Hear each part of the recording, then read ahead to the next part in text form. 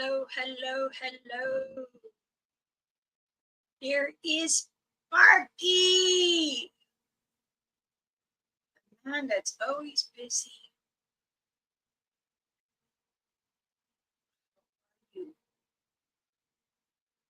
Try to get hold of the other son.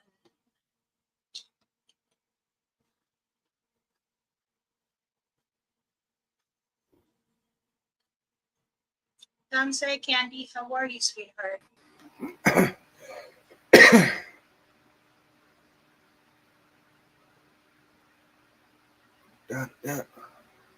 Dad. How's it going? I'm home alone still. Oh, hey, Candy. I'm doing good. I just finished physical therapy. Oh, good. How'd it go? It says, wait, those are not the exercises we told you to do. How's that? I've added more on there. It's Ramona. Can't tell this old lady anything. How is the hip movement and the knee movement doing good? The knee's moving. The hip is a little sore. Yeah. But I iced it all night and everything. And say, face, how are you, Mr. Ace? What's up, dude?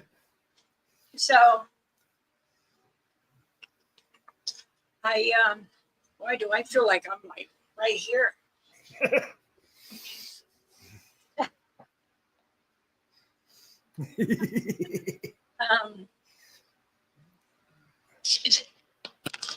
Hey, Lisa.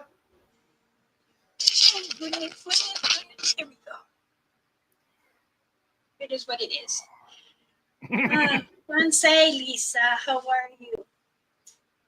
My, I was still getting emails from the council and this other tribe, La Scota.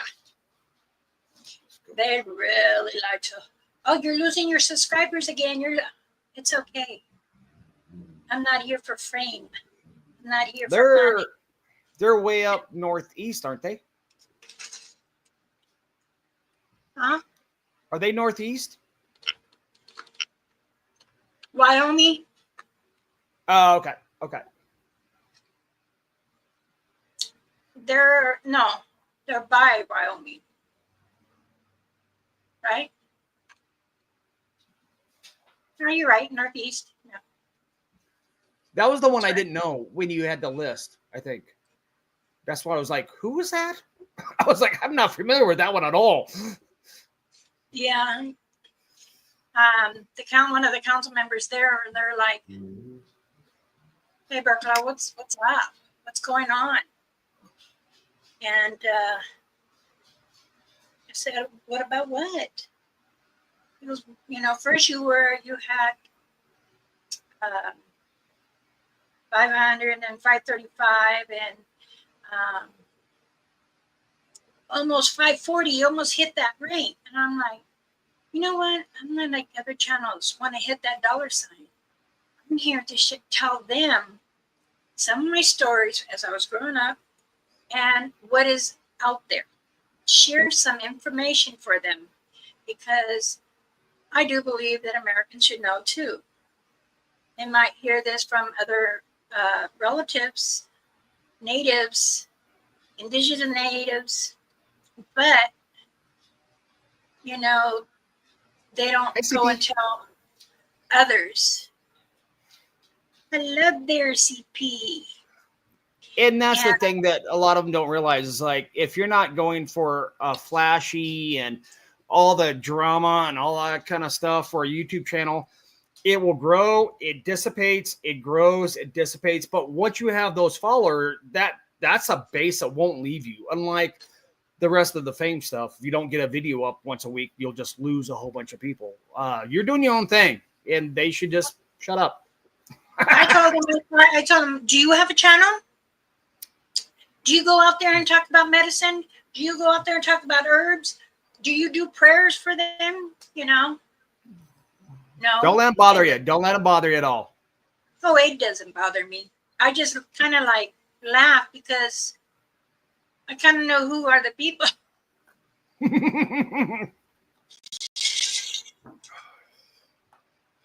So I'm good. But, sometimes it's nerve-wracking from hearing from your other peers. Oh, you know what? They told me this. And I'm like, you know what? I've been teaching them. They're listening. And they're taking my knowledge of them learning into their own journey. Right. What is right and wrong. And then they'll learn to accept it or not. Oh, I should have done what Mama Bear Claw said. She was right on this part. And that's the thing. Even if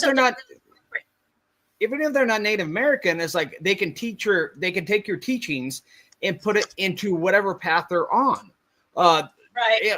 Like this is a worldwide kind of learning, and a lot of people don't understand that. That's why when people were talking, I was like, "Well, I can't understand you." I'm like, because you don't want to understand her. It's like I'm kind of used to it, and most people aren't. Like Native elders, when they talk, number one, they go back and forth between their native language and English, and when they're talking, they're thinking about how to say it in a way in a proper way. You understand? Yeah, and not giving it all away to make you think about what they're saying, so you actually come to it. Yeah. Yep. In today's world, they're all about Google. If I want the fast answer, and when they don't get it, they don't understand. Trying to get him here, but not answering. I was just talking to him because I was Sangha? Yeah, I was on here talking to him, and then my physical therapist is a man. Ooh, mama. Ooh, mama. And you're in boxers? Ooh, mama. Pop Goma's going to say you're showing some leg. Oh, that's funny. Makes me laugh. He just makes me laugh. I said, I'll hit you right back up. And then my son said, since when you're using that term? I said, I have, but you guys just don't pay attention sometimes. That's it. His face is here, and you're like, bunk. Just bunk. Yeah. So what are we talking about today? Why do I have to repeat about savvies, Bigfoots, spirituals, EVPs? Why are they here in this world? Now, Mother Earth is always bringing, there's going to be more coming out. I will say that. And hey, Weasel. Hi, Weasel. I believe there's been quite a few. Mama, did you delete your Facebook page? No, I was just on it. No? Copy. Why? Paste.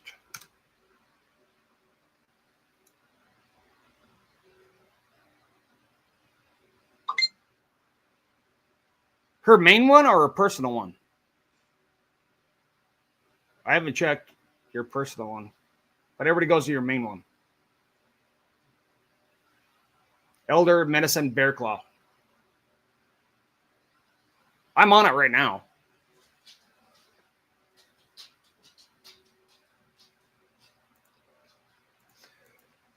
Well, that's a funny statement of like, why are they here? That's like saying, why are trees here? Or why is there a flower? Or why is there a squirrel?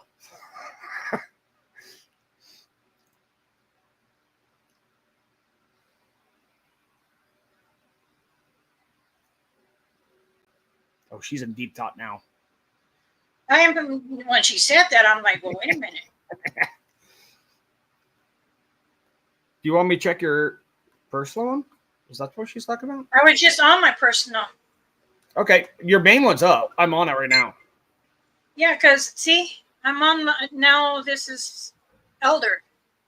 Yeah, I just messaged you on that too. So, buddy. Please stop. Shep, All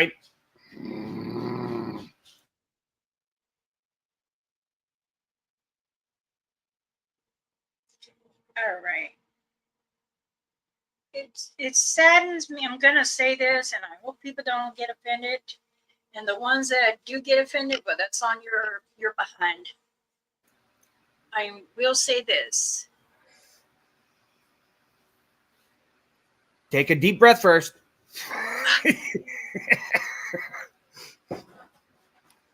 I love everyone. Baby, let me help you there. Everybody else, they can come and go like they want. Lisa. Lisa.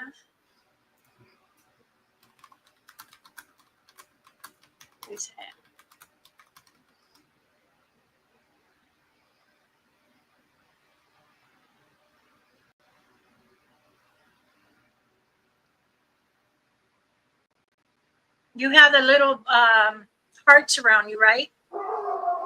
Lisa Ann.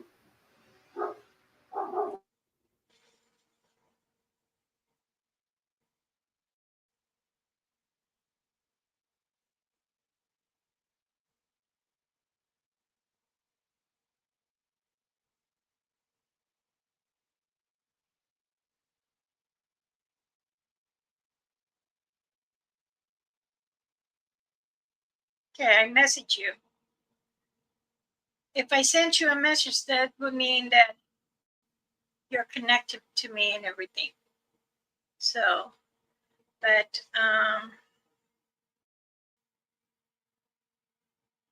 I have you on here.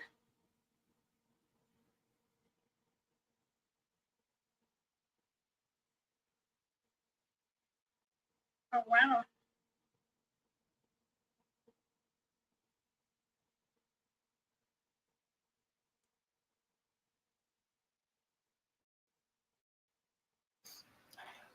Yeah, we had workers coming up and down my road doing wire and stuff. My dog is not happy with them at all. Oh, my goodness. Your background is not letting you do nothing. Are you done? Are you fine now? You made everybody scared. Well, I know my other clan from Yosemite is here, from Sonora. Because when I was talking to Sangha, I'm like, do you hear that? And he's like, what? I go, oop, oop. Because they'll do that to let me know they're here. They won't go, whoop. They go, oop. And so I got up and I went to the back door right here and answered it. And I go, yep, I hear it. It was them here. So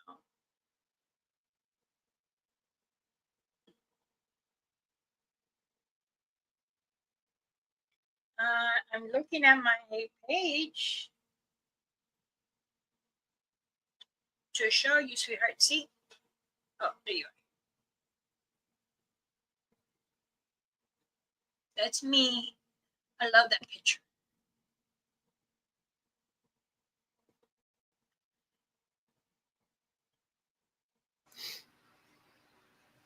I'm back. Okay, you got the message.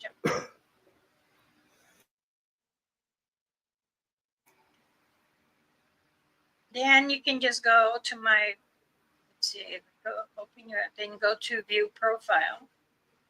Click on that, and then it should be me. If it's their personal page, they'll say Ramona. If not, it'll say Elder Medicine, all one word, Bear Claw. Yes.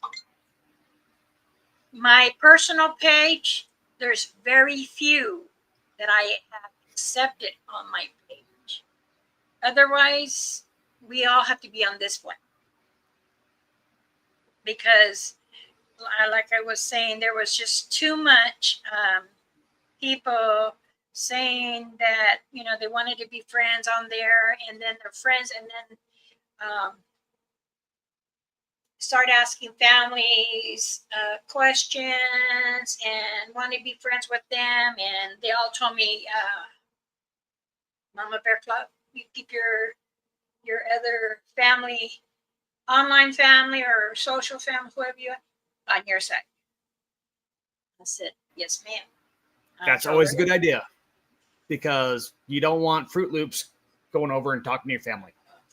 Oh, we had. And I had to explain, why are you going on my personal page to, communicate with family there? That you have no business doing that. I didn't invite you on that page. I invite you on this one or on my YouTube. Believe me, I even get mad at some of my relatives. I mean, it's not my tribe, but we're called relatives. Call each other relatives. Right. So, I'm like, well, I have enough relatives on my personal page. I don't need any more.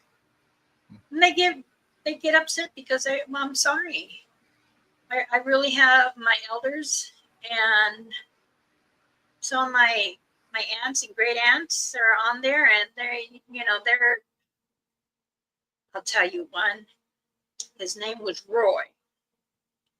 I forgot his last name. He went on there and seen a picture of this young girl with a little girl, and that happens to be my aunt's. And he went on there and says, "Oh, I'd like to decorate my juice on you." See, now you're gonna make me mad. Now you're saying stuff that's gonna make me mad. She was upset. She called me. Her son screenshotted the message and everything. And I said, "I'm so sorry. I don't have friends like that." And they said, "No, this is another tribal." I said, "Oh, goodness gracious." Okay, so I went to that tribe and spoke and said, yes, that is me, honey. And if it has an old lady with a lightning, that is me, just like it is on here. And he says, do you know this person personally? I said, no. And he said, well, who is? I said, according to the name, he belongs to one of the tribes. And I don't think Auntie knows this person. And he says, I don't know this person. He's not in my friends. He's not on her friends. And I go, but he's on mine. So we even close to some of the relatives too, because you never know, they can leave the phone there. Am I supposed to enter her in? That's me. When I pray for rain, that is exactly what I do. I like that there. I can't. This doesn't have a CD on it where I can download more programs, so I can do. And even Sangha had to help me correct a name on here too, because I had medicine it's MEDICINE. No, it was MEDINICE.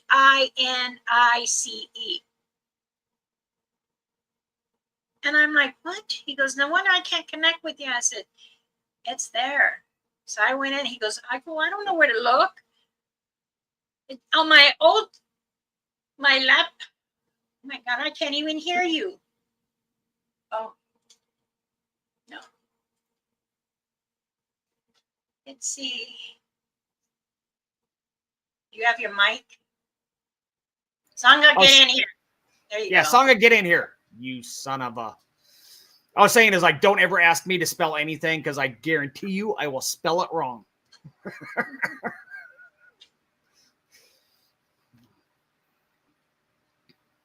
I was going through I'm sorry, I'm hungry. Working out after all that. I need to put some salt back in me. Sangha, you see the link? If you have to scroll up a ways. There, no, I'll put it right now. There it goes. I already ate a bag of pumpkin seeds.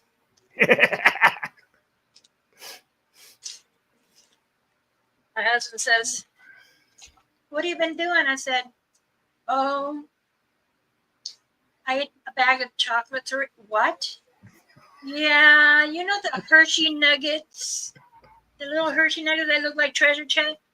I ate them all. He said, what? I love the pumpkin seeds when my wife does them. We put she does a little batch for me. She puts Johnny seasoning on them. So good. So good. I'll do when after we get the pumpkins or the squash or whatever, I get the seeds, I clean them up. Then I lay it out in a sheet.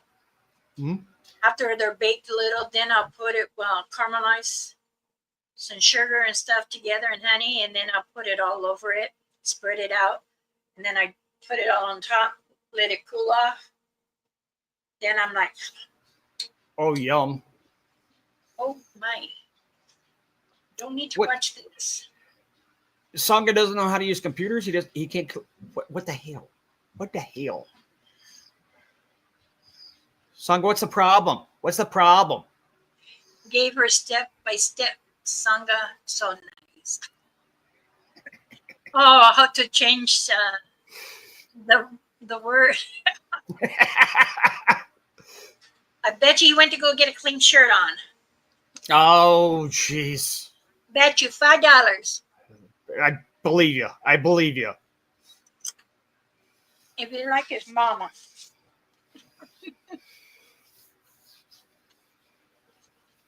Anyway, the physical therapist was in here and he's like, well, what are you doing?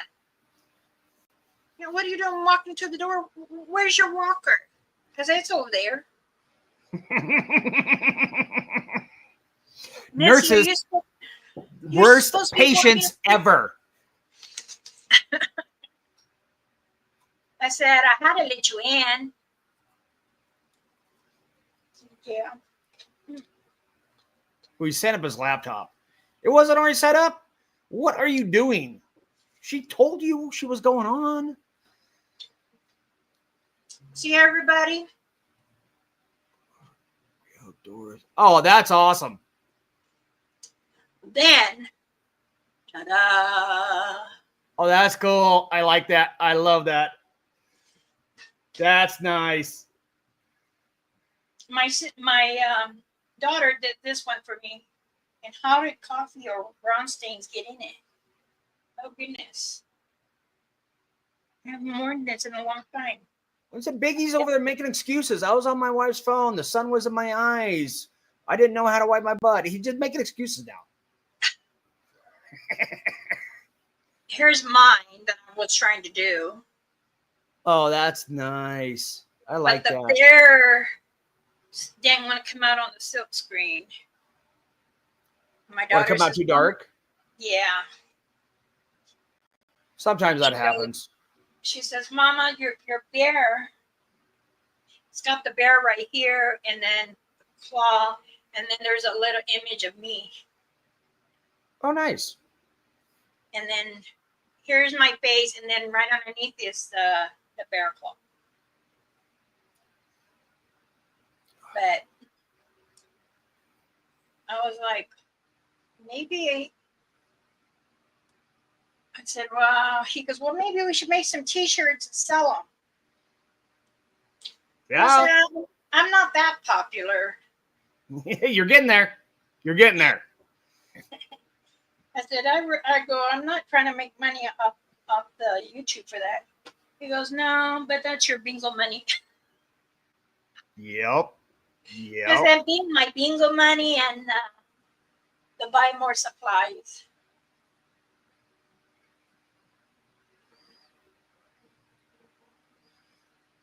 So I'm currently doing another video.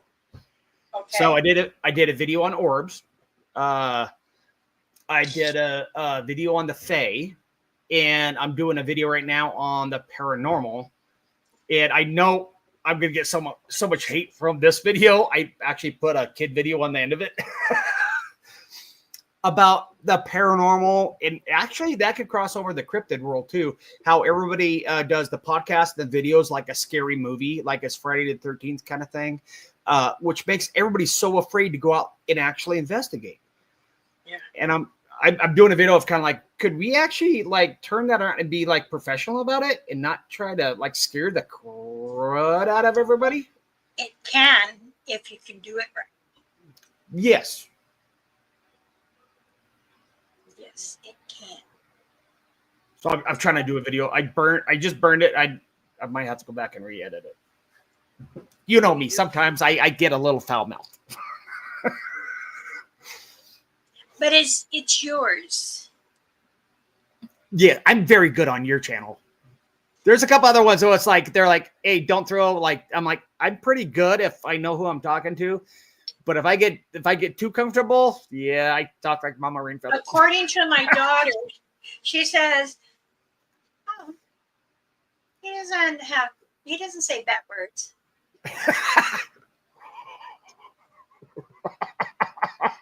That's because I was Are we talking about the same person?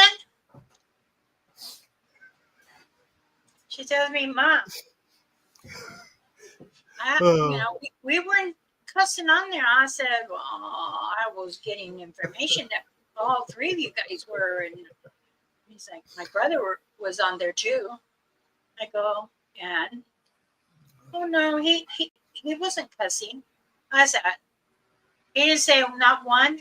"Well, maybe a few, but yeah.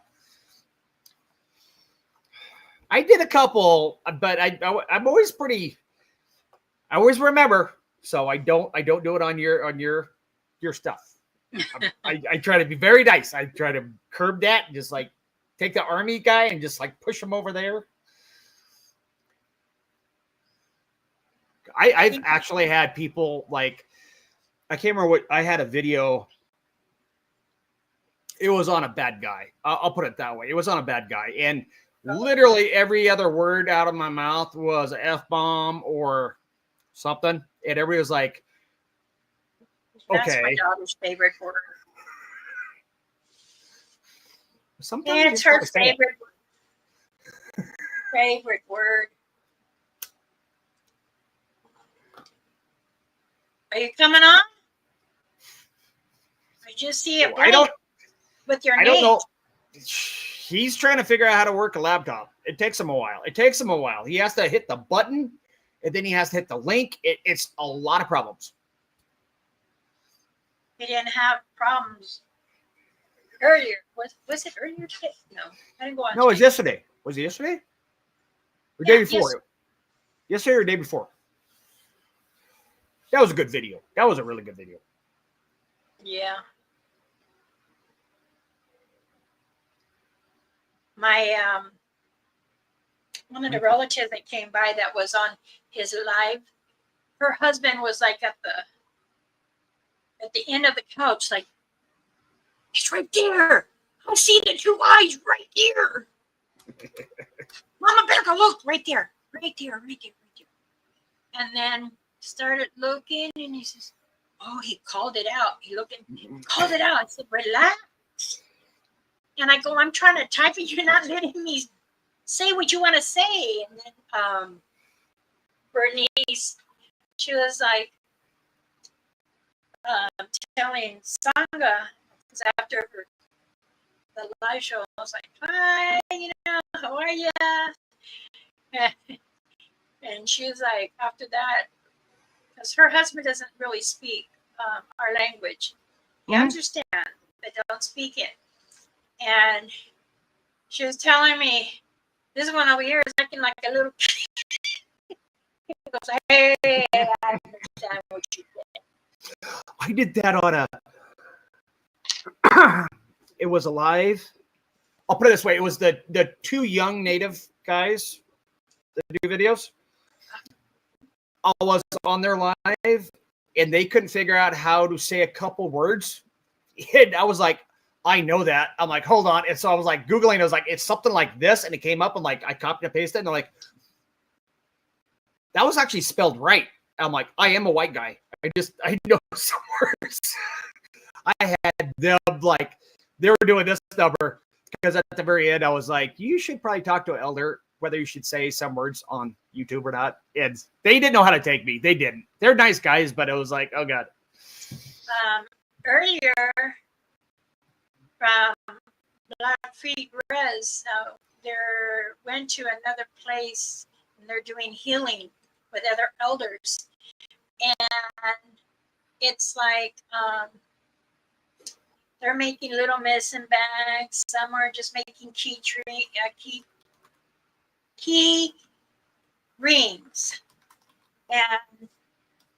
and she's like, "Oh my goodness, do I got something to say?" And she goes, I think the oldest elder here is about maybe 102. The second will be in 99, 94, 90. Then, we got some 80s. And then we got some 70. But the youngest, we have two young ones. One's a man named John. The other is Mom Bearclaw. And she ain't here right now like she's supposed to. And she started laughing. She says, "But we all know her." And I was on there watching as she's saying that. She says, "Oh, she's even in the chat." I said, "What are you trying to do to me?" So, and she says, "Oh, let's ask her. Why do Dogman say to another female dog?" What? Let's get on.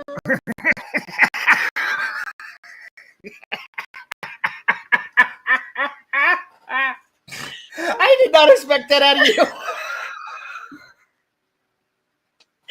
I did not expect that out of you at all. Let's get on.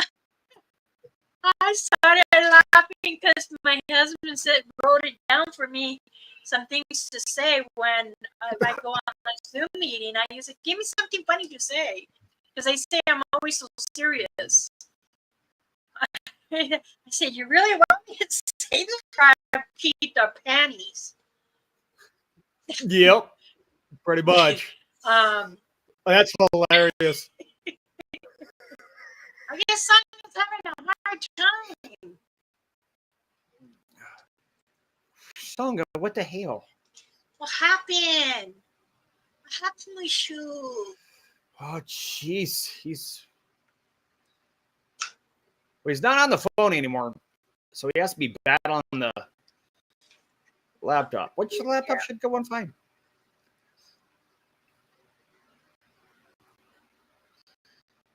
Let's see.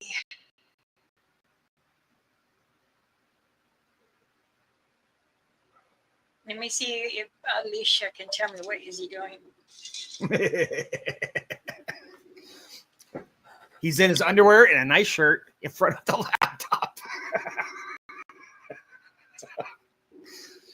No answer.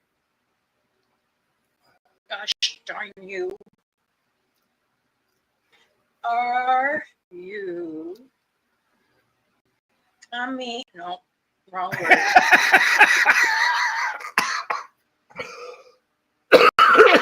Are you joining us? Last time I said that, it just went on, and I'm like, "Oh no, quit." And Papa Gomez was on the side. He goes, "Yep, that's how it is. Just say it like it is." Oh, I'm not going there. Now you know where my daughter gets it. That's so too funny. Oh, God. Oh, stop it. You're making my cheeks hurt. It doesn't want to work. Rebooting. Uh-oh. Oh, God. You can't join us from Alicia's phone? I would tell what's wrong with your laptop, but I'm on Mama's channel, so I'm not going to. Midgets. Oh. I won't. He knows what I'm talking about. I think it's Sparky JoJo. Oh, shit. No, should I end this chat and start a new one? Oh, hopefully he could join. It's like, I don't know why he wouldn't be able to join. I don't know. Here, let me click on this link. I'm going to go out and go back in. All right.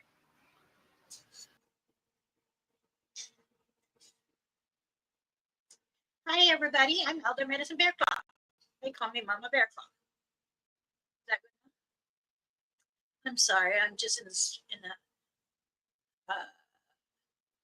spicy mood. And you're back. That link works. Give me a minute. Oh, One, we gave you 2, minutes. What the? 3, 4, 5, 10. Candy's like, I like you spicy.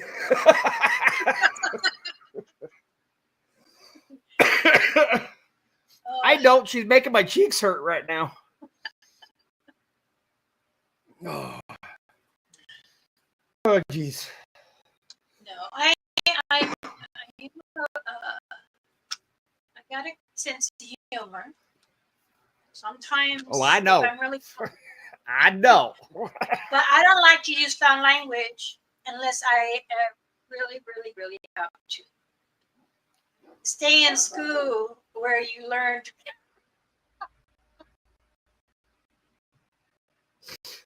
Oh, Sangha. He's getting in trouble. I'm just saying. He's starting to get in trouble. You know, that beautiful big box right there can stay home with me still.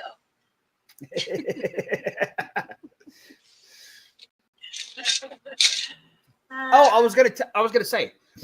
So you're like, why do I have to keep on like explaining why they're there and over again? That is one of the worst part. Like on YouTube, you'll have somebody who watches a video, they like you, so they follow you, but they don't watch your previous stuff. So they're asking the same question, which in the last video, the one before that, the one before that. It gets annoying. It gets so annoying. Yes, it does. I think I told my husband I'm going to keep a count on it. I'm already at 48. Asking the same question. Does the dog man have family?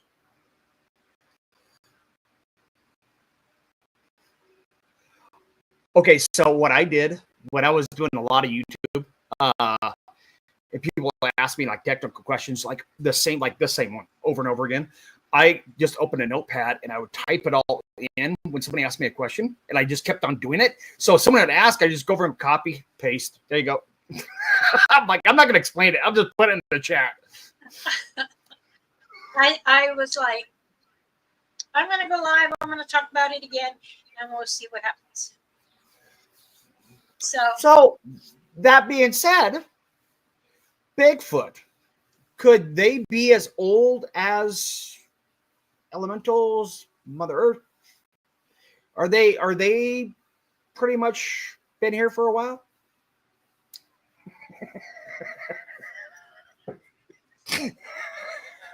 you want to go way back then? I can say it over there in the corner, and you might be able to hear me.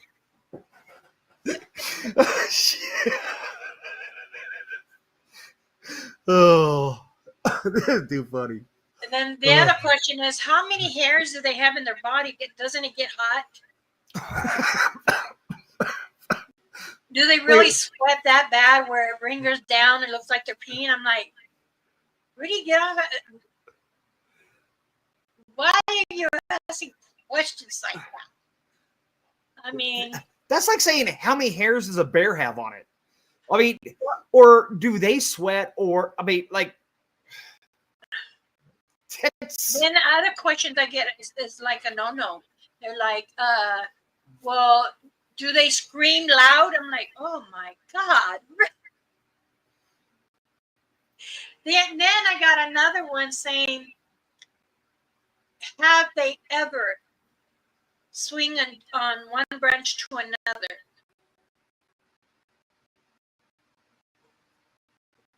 Do they really have big feet? And if they have the same they say. You're right, Candy. I did get something like that in the email. Is it true with them? I was like, I told my husband, I said, a size of a 22? My God, man. It's like they have a nickname for a reason. They're called big feet or Bigfoot. So they have to have big feet. It kind of comes in the name. I mean, it's like, have you wore a coat in the summertime in the woods? Yeah, you sweat. I'm just saying. You know, I text this person back. And then I didn't hear anything from this person anymore. And I was like, thank you, Creator. I was getting tired of trying to think of words to say. You know, that's a sad part. Is like, you want to say, are they just trolling me? Are they just being a troll, or do they just don't know? Which means they know nothing. Like, they haven't looked into it at all. Which, either way, it's like, how do you respond from that? I'm like, don't ask me any more questions, because either way, it's gonna be bad. Then he asked if they're pregnant, how long is their pregnancy? And what if the baby can't fit? It's stuck in there? Like, Biology. Sometimes, you know, things get pregnant and they just can't get them out. Sometimes in biology, that just happens. You know, the maker said, you know what, you can have kids, but they're going to be in your belly all the time. They are never coming out. you know, I think having some of these people talk in their emails, I'm like, I wonder if you're ever in the chat view and talk like that or ask. But you're not. Yeah. You're watching, so you're emailing me asking me questions. And I was like, wow. Then I go to their channel and they're at nothing. Then Mama has to get her. Oh my God. No. Oh, goodness. Candy, you rock. That is hilarious. I probably won't go with the glove. Just go right in and pull out. Oh, that didn't sound right either. Darn it. No. I would. Oh, this went like, this was going this way and it just went that way. It just went that way and it just went that way. Oh. I do know that they do have like a medicine man that I have not, well, Orba's kind of medicine woman. So yeah, but they have the same as us. Just like me, I'm a medicine woman and I'm also a retired nurse. So yes, when things come up, is it going to work? Is it going to work? So, oh my! If it comes on, I'm going to laugh at them. Would you say, though, they all kind of know, like, the basics? Then they have their medicine person to help them through their bad times? Oh, my God, he's on. $5. Oh, hold on. Can you hear me? $5. I'll have to match him. Okay, let's go. Mm-hmm. What? You mad dogging me. You mad dogging me. Come on. Sangha was showing your shirt. You could tell how you wear it a lot. See? I like that shirt, dude. Yeah, I designed that logo and everything myself. It's one of a kind. Well, that explains the logo, but this one still smells like the cologne. Even I don't know how many times I wore it and wash it. I'm just teasing you. I like the logo, dude. I like it a lot. Yeah. I always spray them down or whatever. That's why, you know. You spray them down with your own cologne? What he, the? Wait, he sent me. wait, what? Wait, why? Why would I don't you do it do for that? everybody. I just do it The for whole Mama. I spray her bottle. down. Otherwise, she's got to send me over there. I'm sure she can Says- smell you from over there. I'm just saying. I think you're good. The scent, I am telling you guys. Oh my God, it's a nice smell. But we left it in the closet. It's the best $10 cologne you can buy. I'm telling you. It's good. But this when I'm out of the closet, I smell it all up. I said, babe, you're gonna. I said, babe, you're gonna have times. What do you do? Put the whole bottle? We have to leave it outside for like a week. I'm like, Orva was over there like swinging. She was using it to kill flies. It reminds me when I was smoking a pipe a lot. I smoked 1Q, which has like a vanilla cookie smell kind of to it. And went to California, and I stayed with my buddy in his shop. So I slept in his shop, and I smoked a lot. So when I left, he was like, a week later, he's like, my shop still smells like vanilla freaking cookies. I was like, what the hell? It reminds me of the cologne. But it's not as strong now, though. It's still there. And it's been over 2 years. Dude, okay, that's not cologne. That's acid, okay? Yeah. Dial that down. Just dial it. Like, you're up here. You need to go down here. I'm just saying. Just right down there.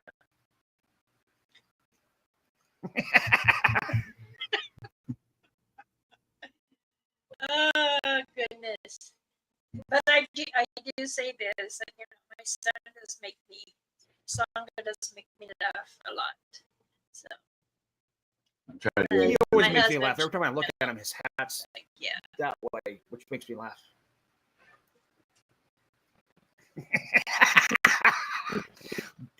Dad's go boom, boom. He needs a haircut. matching hat, matching shirt. Got all the drip on. That's all down the police department's again. I love that, dude. Come say, Hey, Mike. everyone, I'm on the road heading to do some filming. I wanted to stop by and say, how are you? I'm doing good. Had physical Hello, therapy Mike. Get today. ready for his videos. He just got, I hope, Mike, yeah, if I'm giving something away, just say no real quick about the audio. No. Safe word. I'm No. gonna wait just a minute, and I'm gonna say something. He said no, pineapple juice. He didn't say no. No, he said pineapple juice. That's a safe word. Pineapple juice. I have a Video, that's hilarious. MT Bernal shirt too No kidding. that Mike sent me. Yeah, I gotta give me one. and I know why I didn't get my package from Gigi. Why? Instead of saying Modesto, it said Vermont. Oh crap! I got my other hat, and I got my shirt upstairs. I gotta get Yeah, photos for her. She told me that it was she'll send the hat and the t-shirt together. I told her it's okay. Mike says it's cool. Okay, so let me throw Brandy's stuff in here. You can, This is the, you can throw it there, and you get your Richie's and Waldo's. that's And that's the merch we're talking about.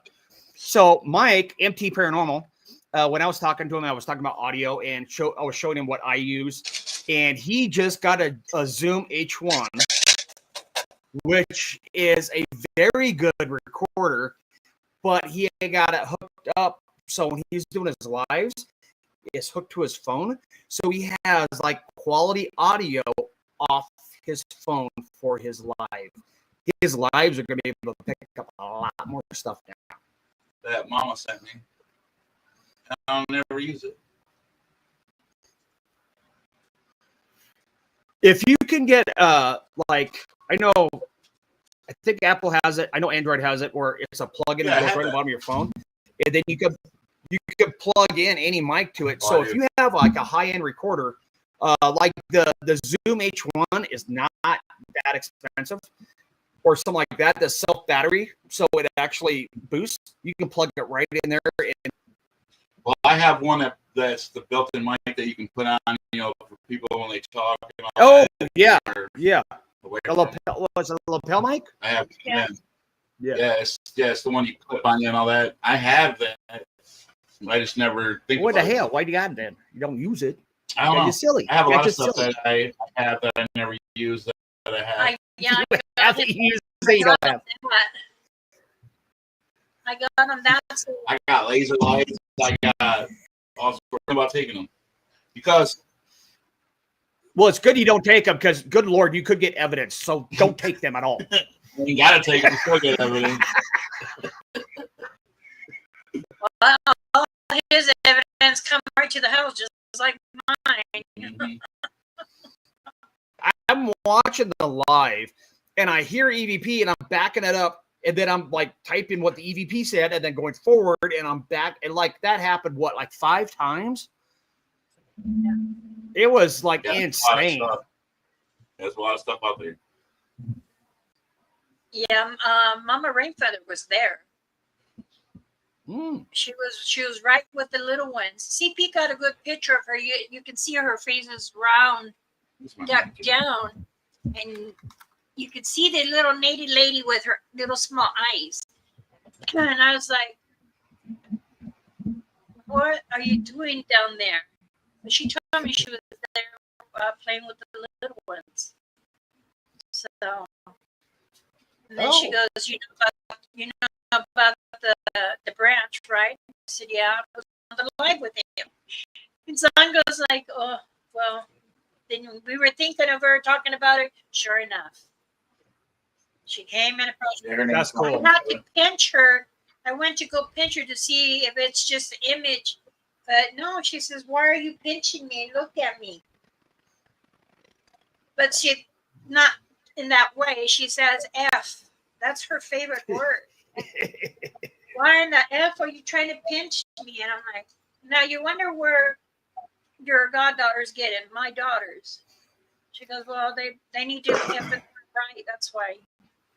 This is I sent a little prayer out to the little ones when I saw the little guy running out. He ran back. I'm like, I'm just gonna give him a little, hey. He was having fun though. He was having a blast. Yeah. Colton.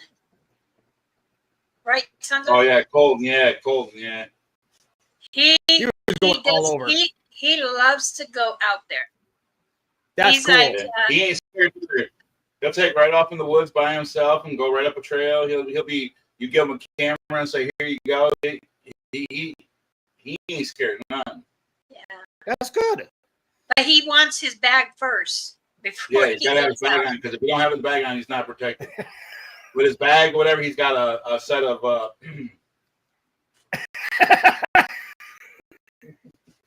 of things. Yes. We just went through this. But that's good because he doesn't have like just a static fear stuff, so he can run out. So when he actually comes on something that is bad, he's going to feel it and know it right away, which is good. Live, he's like, "There's an X. There's an X." Well, there's the cross. There's the cross. They don't know their X's from crosses, but they're learning. Yeah. But Yeah. He goes, "Oh, they're right there. They're right there." He got a little upset that he didn't get to go hunting and investigate this area. He says, "I wanted to go hunting with you guys." He says, "No, you got to be with your mom and dad." And I said, "Well, can I stay the night later?" And we said yes, and he stayed the night with us. Awesome. So, he was mad that he didn't get to go out with us. I know. He did want to go out with us. Yeah. Well, how old is he? 10? No. He's 6. I don't know if that's my wife. I don't keep track of ages. He'd be a big 6-year-old. He's younger than his sister. She's older because she's 8. Yeah, so he's younger than. Well, no, she's younger. She's younger. That So it goes Kelsey, Colton, Tegan, Aiden, and then Quentin. And Quentin's 15, so maybe 9, 10?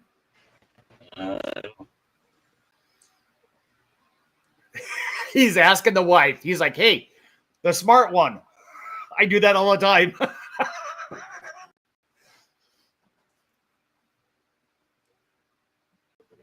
All right, let's take a quote. What y'all say? Nothing.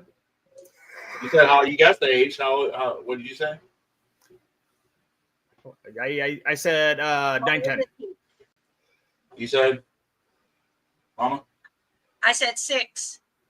He's 8. So close. He He's said, a big. he said 9, 10. We're right in the middle. I said I don't know, so I think I'm kind of closer. No, No, that means you automatically lose. Still on the sidelines. Well, I said the right age. I said 8. No, you did not. I did. I found out the age and then I said 8. Oh, I don't you remember did that. not. I don't remember that at all. No. He started out real young, whatever. I took him out before I even started my channel. We were going out. We were doing with lanterns, and we were going out Fort Custer, going hiking the trails. And I'll tell you a story. What really got him or whatever. They were all going to. We were on a trail. They were all going to the restroom to take showers. It's down a main little path that cuts through the Fort Custer over to the other side, and they were coming back. And I tried, jumping out of the trail, trying to scare them. They're like, "Oh, that's his Uncle Gary."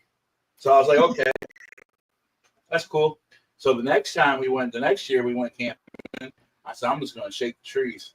So I just shook the trees, and they're all like, "Bear, Bigfoot!" Whatever you're afraid of, they were screaming every little name you could think of. Whatever they were afraid of, they were screaming it. Mm-hmm. And I was like, man, that's how you do it. You just don't say nothing. You just let their imagination kick in, and then whatever they're afraid of, they're going to yell it out. And sure enough, and then I did it to their mom and dad. Their mom and dad, Mud from the channel, he's all coming down the channel. He's behind Christine, which she's been on the channel. And he's got his big old butcher knife that he's carrying, because for what I don't know, but I guess for protection. Anyway, he's walking down the trail, and he's saying, well, if anything jumps out, I'll do this and I'll do that, and how acting like he's tough. So all I did was shake the trees. He literally pushed his wife forward and took off running. No. Yeah, and he was just telling her coming up the trail, "I'm not gonna leave you, baby. I'll protect you. I got this and that, And then, sure enough, I can see he that. pushed her and then took off running down the trail. And then he said, "Well, I was just playing. I knew it was him. I knew it was him the whole time." That's just like the one I think it was 2 years ago. He went in the den, and I told you to tell him to get out. That something was going to get thrown. He said, "Oh no, nothing." As he just barely went over, they threw that big old stick at him. Yeah, that was in the baby's den. That was when you first come in. And then he always talks, there ain't nothing out there. There ain't nothing here. Because that's in his mindset. So that way he's not afraid. But I have a couple of videos from half a year back before he did all that he's sitting on the trail. And one comes up and literally looks right at him, stands up and goes down the trail. I literally caught the Bigfoot going down the trail. Nice. And then I told him in the live stream, well, hey, dude, you know what you should do? You should go ahead of me up the trail, and then I'll stay behind. And if anything comes out, I can get it on film. I ain't going first. You ain't putting me out there for bait, but I was like, well, there ain't nothing out here, so you ain't got nothing to worry about. Just go ahead and go. So we're gonna back this truck up a little bit. Just a beep, beep, beep, beep. Backing that truck up a little bit here. Oh, we get beep, beep, beep. Oh yeah. Oh. Did you tell me this gentleman went into a nursery and did not think anything was going to happen? That's what he thought, I guess. I can go in there and they don't really bother me like that or whatever, but when I'm in there, they give me this fear. They put this fear in you. You get kind of scared, like you shouldn't be, it's kind of like you shouldn't be doing this. You shouldn't, it's a fear. Right. So I know when they put that in me or whatever, to get out, to back out. Like don't disrespect it. It's all I can say is unrealistic, unwarranted fear. It just washes over you for no reason whatsoever. And then when you get out, it's like it just lifts right off again. Yeah. Like going into a haunted house, you go in there and you get that everything's rushing up on you, fear, and then all of a sudden when you're out, you get out of the house or whatever, then everything just goes away and it's back to normal. I don't have that. I get that, so. I go on haunted house. I'm like, come on, babies, let's go, let's talk. I can go in and then when we first step in, whatever, I can sense if there's anything in there, like if it's worth my time or is it I have gone. I do like a couple old cabins I found where it's like it was just fine and everything else, and all of a sudden you walk into and you're like, oh no, I'm not going here. Like you have this, you're good. I'm going this way. Like every once in a while you get that. I don't get that really from spirits as much as like the Bigfoot thing. I get it from the Bigfoots and from spirits, so.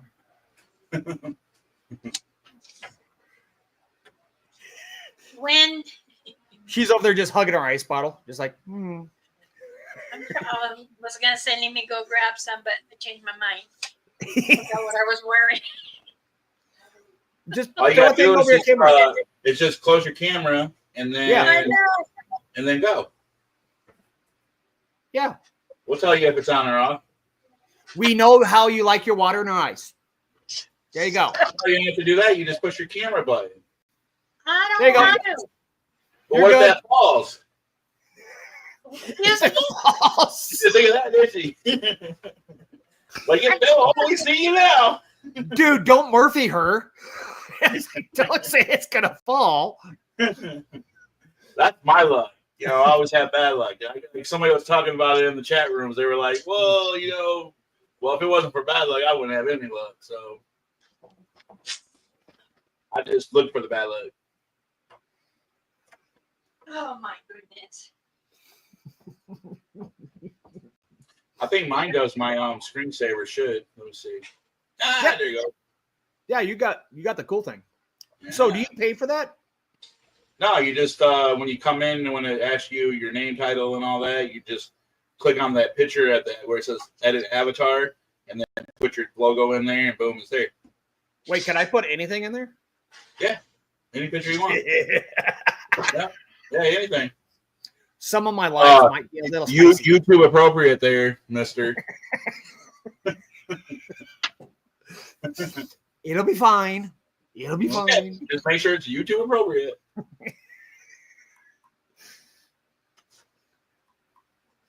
See, next time I'm on what is it? OCST? Just shut off my camera and have something come up and they're like, oh God.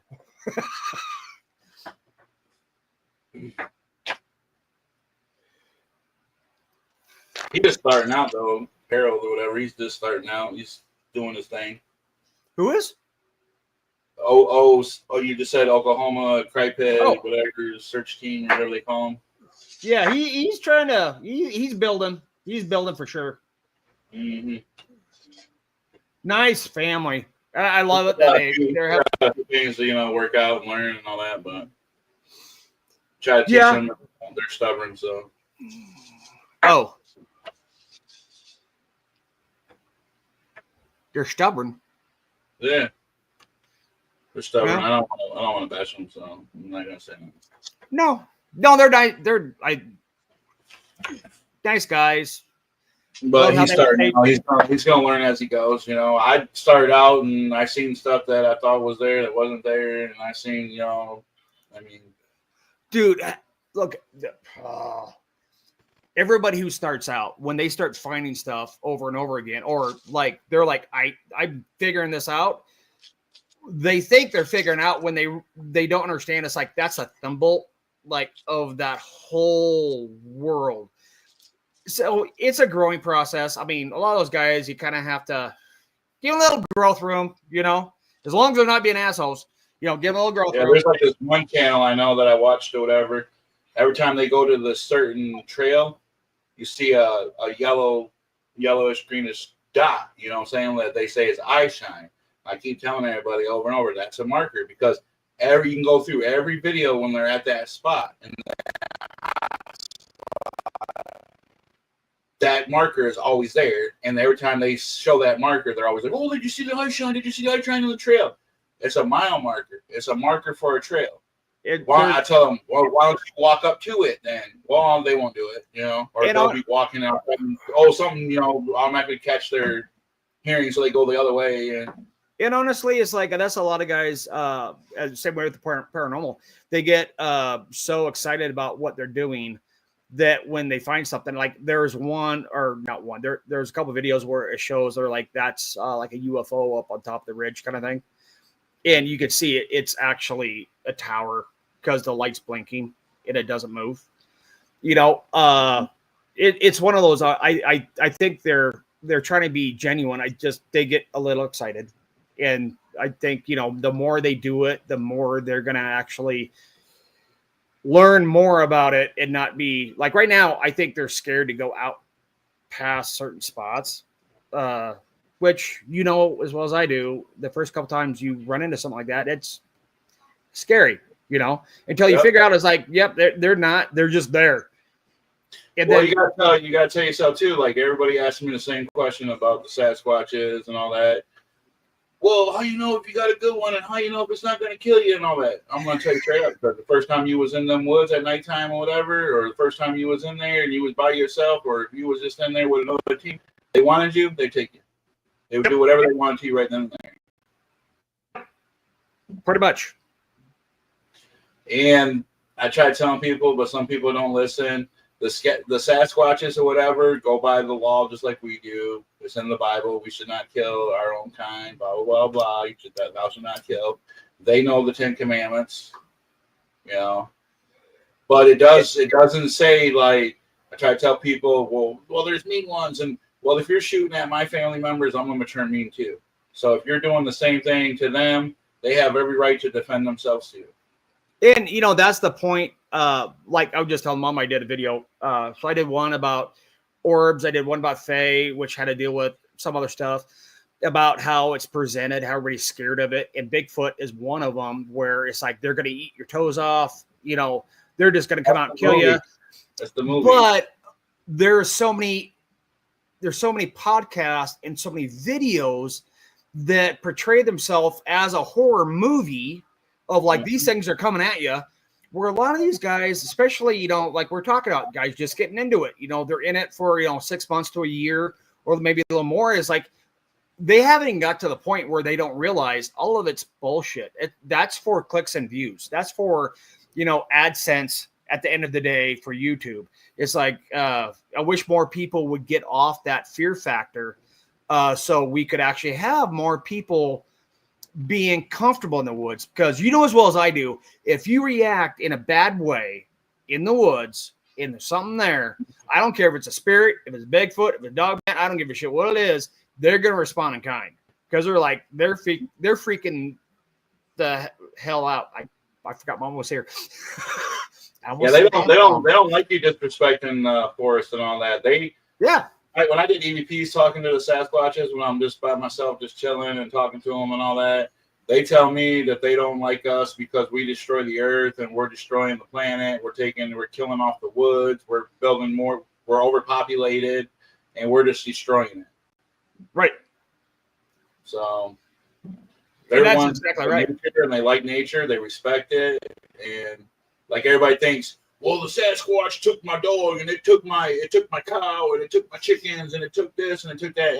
That is not the Sasquatches. It might be the Dogman, because dogs do weird things.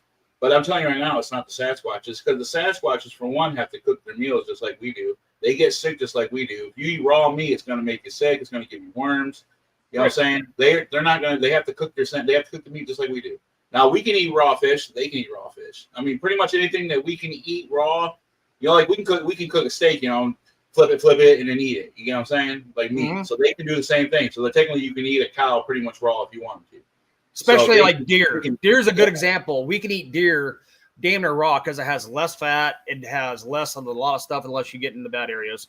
And so that it kind of they're not really meat eaters, though. People don't understand that. They think that they. And then I asked people. I said, "Well, describe the Bigfoot to me." And a lot of people, when they say, "Oh, he was big, he was broad, and when he turned sideways, he was fat, he was like really," and I'm like, "Well, I don't think you've seen a Sasquatch." And they're like, "Well, what do you mean?" Because I hate to tell you, I've seen a lot of Sasquatches, and I'm not making this up. I've seen a lot of them. When they turn sideways, they literally look like a tree. They're skinny. When they're I can see that. They're standing broad. They look big. They look like like huge when they're looking at you. But a lot of times, if they know a human's around, they're going to turn sideways. That's why you always see them peeking with the one eye and all that. It's because they're standing and they're trying to look like a tree. And think about it. You're looking at everybody that's looking for something in the woods or whatever, always look eye level or down. Right. People hardly ever look up. And when you got a creature that's 10 foot, 14 foot, you're not looking that high up to see. Right. And then not only that, if they're in a tree and they're 10 foot or 14 foot, just say they're 10 foot up in the tree, you get what I'm saying? They're like 30 feet up. You get what I'm saying? Like 20 foot, 30 foot. So people ain't looking for that. Especially juveniles. And if you're standing still and you're like this, you're turning sideways, you're going to look at it and think it's a tree because your eyes is going to see a skinny thing. Boom, you're going to go around by it like, oh, it's a tree. You're looking. Our eye catches movement. If they see a human, they're not moving. They're going to stand still because our eye catches movement. They know this. Everybody knows. Just like a cougar or a bear or anything else, if they spot you and they realize you spot them, they freeze. Yeah, they freeze or they lay down or they just don't move. Yeah. Deer do the same thing. Yeah. They either they totally lay down or they just freeze in place and kind of go, do they really see me or not? It's true. They just stop them and stare at you. Yeah. You watch it. If you get close enough to them, they're going to run off. Mm-hmm. But what Sasquatches do, if you get close enough to them, the one that's on the other, because they always parallel each other. They always stay. Somebody's like, well, why does one stay in front of the other one stay behind, one stays beside, or one stays here? It's because think about it. You're walking through the woods and you get close to this one here is going to distract you. And then when this one distracts you, this one's going to run off a little bit. Then he's going to make a loud noise or a bang or a crash. So you're going to turn and look that way while the other one sneaks off. They do that back and forth all the way down the trail because you're not getting close enough to them. Bears do that and wolves do that. Mm-hmm. And think about a lot of people think this because my brother thought the same thing. We were doing a night investigation and we had this Bigfoot go right beside us. I mean, you can hear it, boom, boom, boom, boom, boom, boom, boom, boom, boom, running right past us in the weeds. He gets scared. He comes behind me, and I tell him, I said, "What are you doing?" He says, "You can get eaten first." And I was like, dude, they're not going to eat you, for one. And for two, I don't feel safe with you behind me. He's like, well, what do you mean? I said, I'd rather you be in front of me so I can keep an eye on you. And not only that, if they were to hunt, they're going to snatch the person from behind because anything that hunts that's a predator takes the person that's behind first. Right. Because they don't want you to see them coming up on you. They grab you, snatch you, and pull you off. And then when everybody turns around, you're gone. Like cougars. That's how every prey hunts. Yeah. Even like people that are in wartime and all that, they used to take the person in the back versus the person in the front. And he was like, well, you kind of make sense or whatever. And then he moved back in front of me. He was like, you're the bait. But yeah, that's how I look at stuff or whatever when I'm out there. That's why I know people probably get tired of me doing the same, kind of like same kind of hunt, showing them how the sticks are hanging, and when you walk in, it falls. And That's how they mark their trails. That's how they do that. I'm trying to teach people what to look for. And like I showed, like you can go on my older videos where I'm walking down the trail, deer trails, and I show you the little break, and it'd be like eye level because it'd be like I'm 6'2", so 6 foot or whatever. They break branches up that high, and the reason why they do that is because your tallest game will come down a trail, and not stick down. So you got to think about it. If you have moose, to say like you live in Canada and you got moose wherever, you could live out Idaho west too, whatever. Yeah. Anyway, there's moose. But anyway, you get what I'm saying. The highest game level, they're going to make the break above the antlers of that deer or above the highest game. Right. So whenever you're hunting or tracking or anything like that, you look for the breaks to be above the highest game in your area, and then that's where the breaks will be. Correct.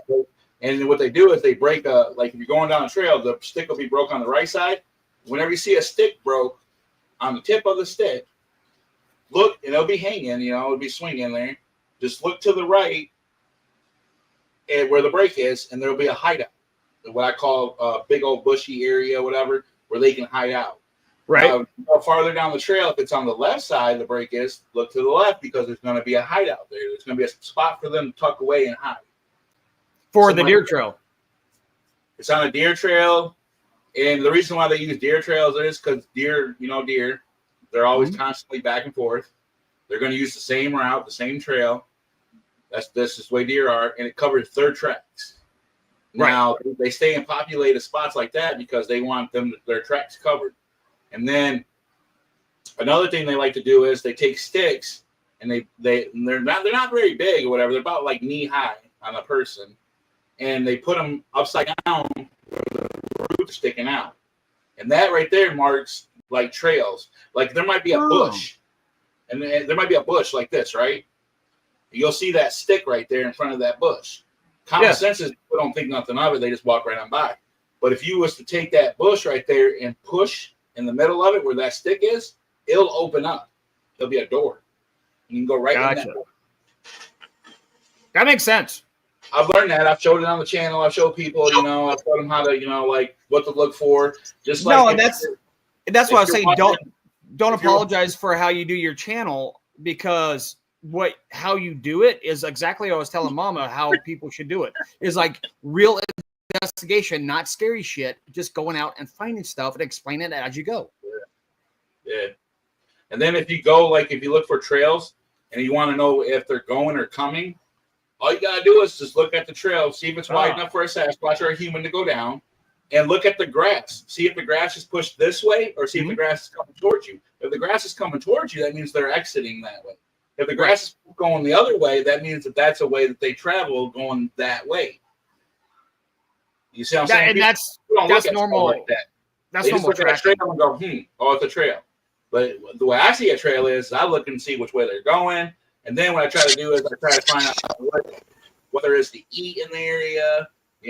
Is there pieces, like I found pieces of bark, and I'm the first one to discover this. And all the other channels, they started looking out for it, and then the other channels found spots too, which I'm glad they did. But when I first discovered it, the tree bark was ripped up way up above my head, and it was pulled down in the wintertime. It was just a piece of the bark was missing. It was showing the tree. And I kept noticing this on certain trees. And then I started showing that on the channel, and then the cameraman found a spot out there where he was at that had the same way up above. What is ripping it off? What is eating the bark? And then we found out that the bark, if you go into native, like in our heritage, bark is used for medicine. Plus, you can eat certain barks or whatever too, during the wintertime. The bark has sap. The bark has sap in between. You can use it for cuts. And to them, it's like jerky. See? So under the bark, the white layer, when you pull that off, Native Americans used to do this all the time. They would chew on it because that's high vitamin C, it's high vitamin D. You got toothache, it takes care of toothaches, it takes care of headaches, it takes care of body aches. So the only thing they didn't swallow it, but they would actually chew that as they went. Yep. To supplement their diet. That's what I showed on my channel. There was pieces of sticks that were like this long that the whole bark was all shaved all the way off from it. And then the stick was just thrown down. And then up on the tree, like way up, I'm talking about like big pieces of bark, like strips of bark were missing from the top part. And there ain't nothing, no game reaching way up above my head, like 8 foot, 10 foot, and ripping a piece of bark off the underneath of the tree where the branch is growing up like this, and it just rips a piece off the tree. Oh yeah. We had that Washington a lot where they would. That. Why would a human bring a ladder all the way out there in the middle of winter to do that? They'd pull off the bark. They'd pull off. I can't remember the layer it is. It's right under the bark. They'd pull that off. Yeah, that little then, strip. Yeah. Then the other ones, they would actually just pull it. You could tell something pulled it apart. So a bear will dig into a log for bugs. And these would just pull it apart and then eat all the ants and the termites and stuff. They have a lot of food sources that most people don't even know about. You know, and the bark thing has come up in other channels. They're like, you can't eat bark. And I'm like, yes, actually you can. You can chew on it. You can boil it for a tea. I mean, there's a lot of things you can use for a bark, plus the needles, plus the pine cones. Medicine, all that. There's a lot. The pine you can use as medicine. The seed you can replant so another one can rise. Or you can fry the seed and bear fat. And then when they're done with it, put it in a waka and then just pound on it. And you're making paste. Pine nuts are like one of the best things for bears. Everybody. For bites, blisters. And then if you just rub it all on you too, it's for the, how do you say? The spray? Yeah. The numbing and anti mosquitoes that come and you just rub it on you after smashing it down, and it's the same thing. Oh, for mosquitoes, they just use skunks. They just pick them up like this and spray themselves. I had a researcher actually tell me, he's like, I don't know why, but now it's like the second or third time they're getting pine cones, and I'm like, pine cones? And he's like, yeah, they're throwing pine cones at us. And I'm like, well, they did the little acorns at us. They're doing it because it's right next to your gifting tree. You're giving them food. I don't think you realize pine nuts are one of the best, like, fat and nutrients that a pine tree you can get in a pine forest. They're giving you back food. And he's like, really? I'm like, that's a gift. Could be considered as a gift. Or it could just be one that wants you to know that it's there and they want to see your reaction. Yeah. A lot of times they throw stuff at me like they were doing it the other night with the kids out there.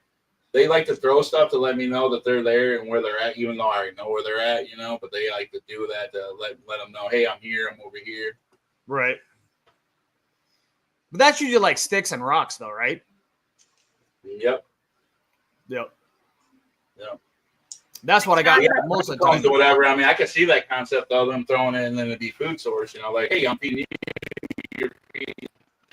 And then in a way, if you don't pick it up, wouldn't it be like disrespect? Yeah, that's why I was like, next time that happens, pick it up and take it with you. Like my brother, I took him out. He was like, dude, they gifted you a rock right here on the path or whatever, going up to the gifting tree. And I was like, you know what? I never even really thought of that. And then he's like, dude, there was no rocks here because we cleaned this spot out. And then all of a sudden, there's a rock sitting right in the path I walk. It's just like at my granddaughter's home. When I go over there to stay from Wednesday through Friday sometimes, or just Wednesday and Thursday, there's a pile in the front of the yard. Before you enter the door, there's 3 rocks, a big one, a medium, and a small one.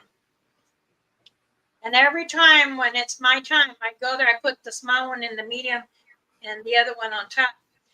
When I hit my grandson, I should say he's my grandson now, he'll go out and put the sprinklers on and he's like, they're all flat. And then I said, okay. And then he's like, didn't you just have that stacked up? Because I saw when you did it and then I went to work. And I'm like, oh. He went back out and they're all flat. And I said, okay, they're letting me know they're here. What? Is that what I smell? I thought it was our jaw. Me, they've been gifting me these little heart rocks. I picked one up one time and I kept it or whatever. It was a heart rock. I was like, oh, this is kind of cool. And then now they just bring them and leave them. That's cool. Thank you, Lisa. I have like, I think 5 or 6 of them in the garden right now that they left. Oh, wow. Yeah, I think you have 6. It was 6 because you got one just the last one. The last Yeah, I one. just got one. Yeah, that's I don't know if it's right. Mama, let me know your opinion. When I tell people if they think something is actually being gifted to them, to go ahead and take it. They don't have to take it home, but have whoever's there show that you're actually thanking them and you thank them verbally and then you take it with you.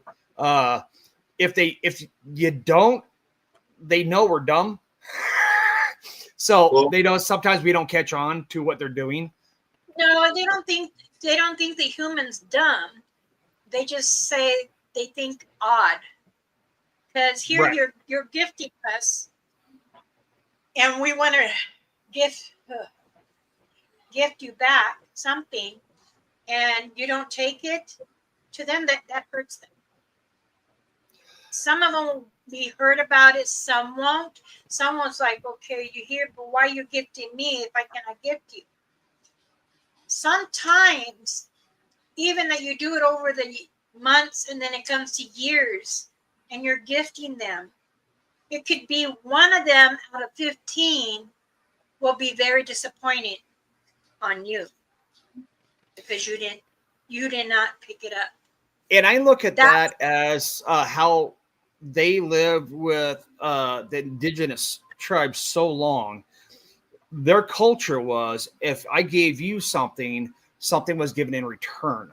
It was never a handout. It was always, no matter what it was always a mutual respect of return of any gift. And I think that's kind of where they came from, in my opinion.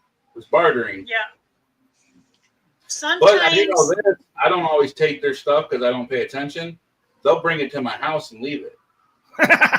They're like, hey, dumbass. I don't know. They left me the gift of the bush or whatever with all the stuff, and then they left me the rock. They leave me the little heart rocks here. They bring me other little rocks and just leave them sitting right on my. When I go out the front door, they'll just be sitting right on my porch. There'll be a rock right there in the pathway. They do it all the time. That's cool. Yeah. They had made me like a vine doll. A doll made out of vine there. And that's amazing. That was from Orba, and I still have it in a case in my shed here. And ever so often, she'll bring me a flower that's about to bloom. Mm-hmm. It doesn't quite help the bud, but you could just see the peak of it. And then when I tell her thank you, and I'll put it in a glass. And then she'll come in the house and she'll touch the glass, and then it's a bud. So the vine, let's explain this real quick. So a vine doll, as in a little doll made out of vines, or a vine wreath, is extremely special. Would you like to explain that? When the Satangas or Samis or Bigfoot, Sasquatch, if you are very close to your clan, they will gift you because they know the trust and the love you have for them. Mm-hmm. It takes time for them to get the vine together. And what they'll do is they have their hand, remember, your hand is like 2 of mine. That's 1. And they'll put the vine on here and then use their fingers. It's the head, body, arm, and then legs. And they keep doing the repeat around and round. And then you see the vine, it's almost like it's a bow with the bottom so rib. They're basically stacking it up over and over and over, layering it. Yes. Mm-hmm. I have a 7-layer. It's a 7-layer. I might be of it. I might be wrong, but so if you get A wreath is more of a greeting of you're welcome in my home, or I'm welcome in your home. That's a bond thing. If you get a doll, you are welcome into their family. Correct? The family. Correct. Yeah. Okay. That means family wherever their family is at.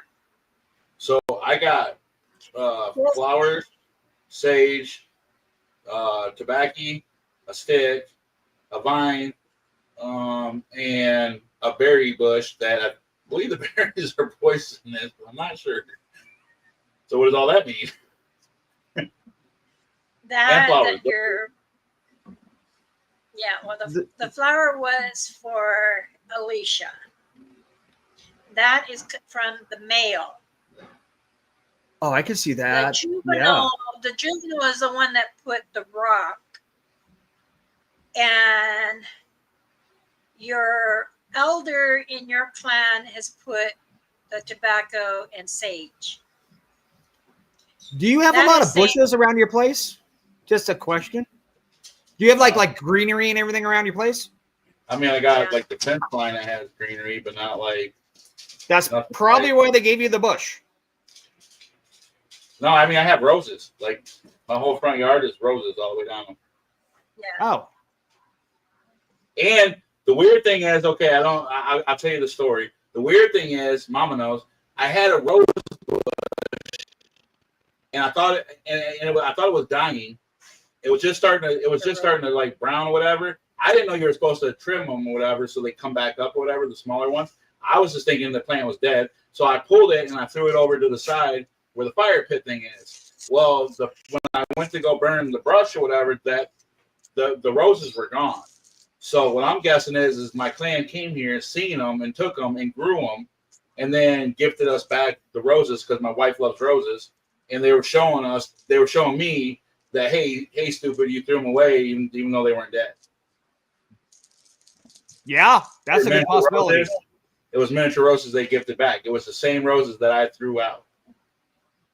The roses that the one bush he threw out, that was in the fire pit. But one of the string from the rose bush landed where the wire fence is, and it grew right there. Oh, no kidding. Do you see by the tree? Mm-hmm. Isn't that little one there still growing? I don't never pay attention over there. Because when I was there, I looked and I seen it. And that's when Jackie goes. That's why when Jackie goes, oh, they're growing roses. I go, hey, that's the one when Sangha threw it in the fire pit, but you didn't start the fire yet. Mm-hmm. That'd be a good reason. Because Chris always burns the fires or whatever, the fire pit. Yeah. So I just threw it over there because I thought it was dead, and I just went and bought a new. I bought another rose bush. Then it died, and then my sister bought us for our wedding bush or whatever that's for like hummingbirds and all that, and bees, and it like tracks like everything. I don't remember the name of the plant. It makes like little bells or whatever. Yeah. Anyway, she bought us some kind of hummingbird plant, tree, whatever, and I just planted that there, and now it's been growing. So it's a bush. But I don't know. It was kind of neat, though, I thought. But I've seen them take, like, in my hotspot, I noticed this, that a tree would be here, right? I'm talking about a full-size tree. And then all of a sudden, the full-size tree will just be up somewhere else, put it down. I didn't get that last part. I've seen them move. I've seen the Sasquatches take a big tree and didn't want it right here in this spot, and they would move it to another spot and plant it. A whole tree. Yeah. That I believe they do move the trees. The trees move. Yeah. That's not Bigfoot. That's BIGFOOT talking to the trees. They're saying there's weird stuff that happens. Vines or whatever. Like I went to this one spot I showed on my live stream. I went to the spot and I used to go in there. It was a path I used to go in. I went back or whatever because I was like a week.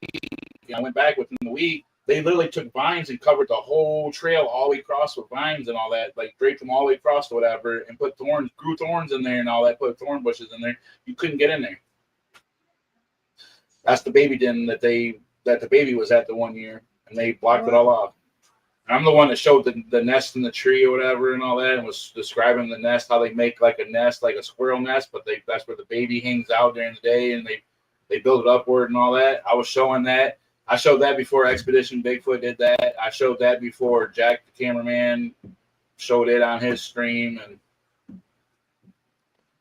I've learned a lot, dude, by studying and watching them and all that. Oh yeah. It's weird what they can do.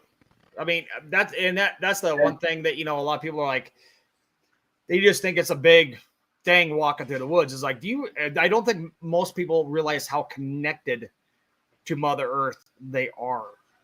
A lot of stuff happens where they're not digging a hole and moving a tree. It's like, but they can make a tree move.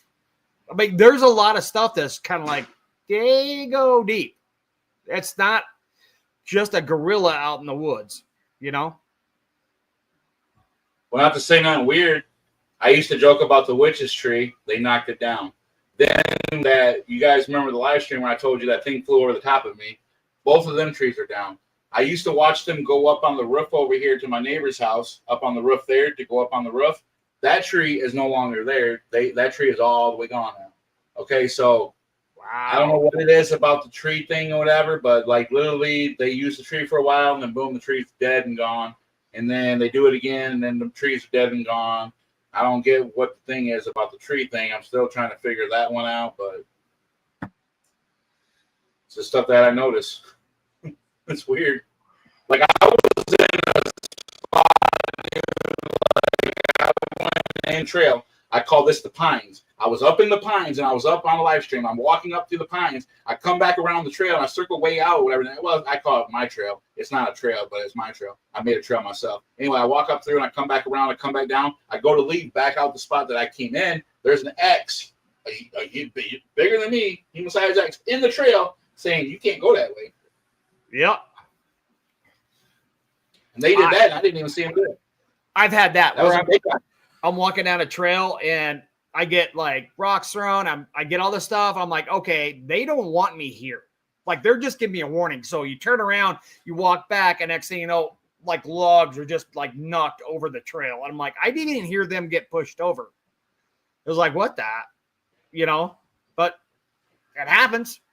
There's deer trails that I went down or whatever. It had a spike in the deer trail, and you could tell it was a spike because it came up to a point on the piece that was in the ground. I didn't pull it out though. I didn't want to disturb it. But there's a root that went across the trail, and there was another root that went across the trail. When you're walking or whatever, you're not paying attention. That grabs your foot and it trips you. Okay, I didn't pay attention to it, and all of a sudden it grabbed my foot, and then I went to go fall. Luckily, I didn't fall on it. I seen it, and I was like, wow, maybe that's the way they hunt. They chase something down this trail. And then boom, it trips and then it falls and lands on it, and then that's how they get their dinner. And then I noticed this. We seen these X's on the ground on the same kind of trail, and it was coming off the hillside with a bunch of rocks all around this spot. And I think what they're doing is they're putting the X in the trail and they're throwing the rocks, and whoever can get closest to the X, that's how they hunt. Whatever comes down through there, they're on the hillside and they throw the rock and they hit it inside the head and knock it out. That's how I found the rock in Fort Custer, that perfectly round rock. Had blood stains on it, and it was right next to the deer that was all, mutilated and ripped apart so they could take it and eat it. And then I was like, man, that's kind of cool. And then I also learned something else when I go in the dens. The vines, when you walk in, are flat this way. So you walk in, nothing grabs you. As soon as they make a noise, they were like, or the grunt or something. You turn around to go run. That root of you the other way, and it'll grab your foot and it'll trip you every time. So you can't run. You can't run away. They want to get you. They get you. Because when you walk in, you don't get tripped. It's when you go to leave. They made a noise. I turned around and went to go like back out real quick. Like, oh, I don't need to be here. They grab my foot and literally it'll trip you. That's on. So it was a while ago. Richie and Wojo, Richie B.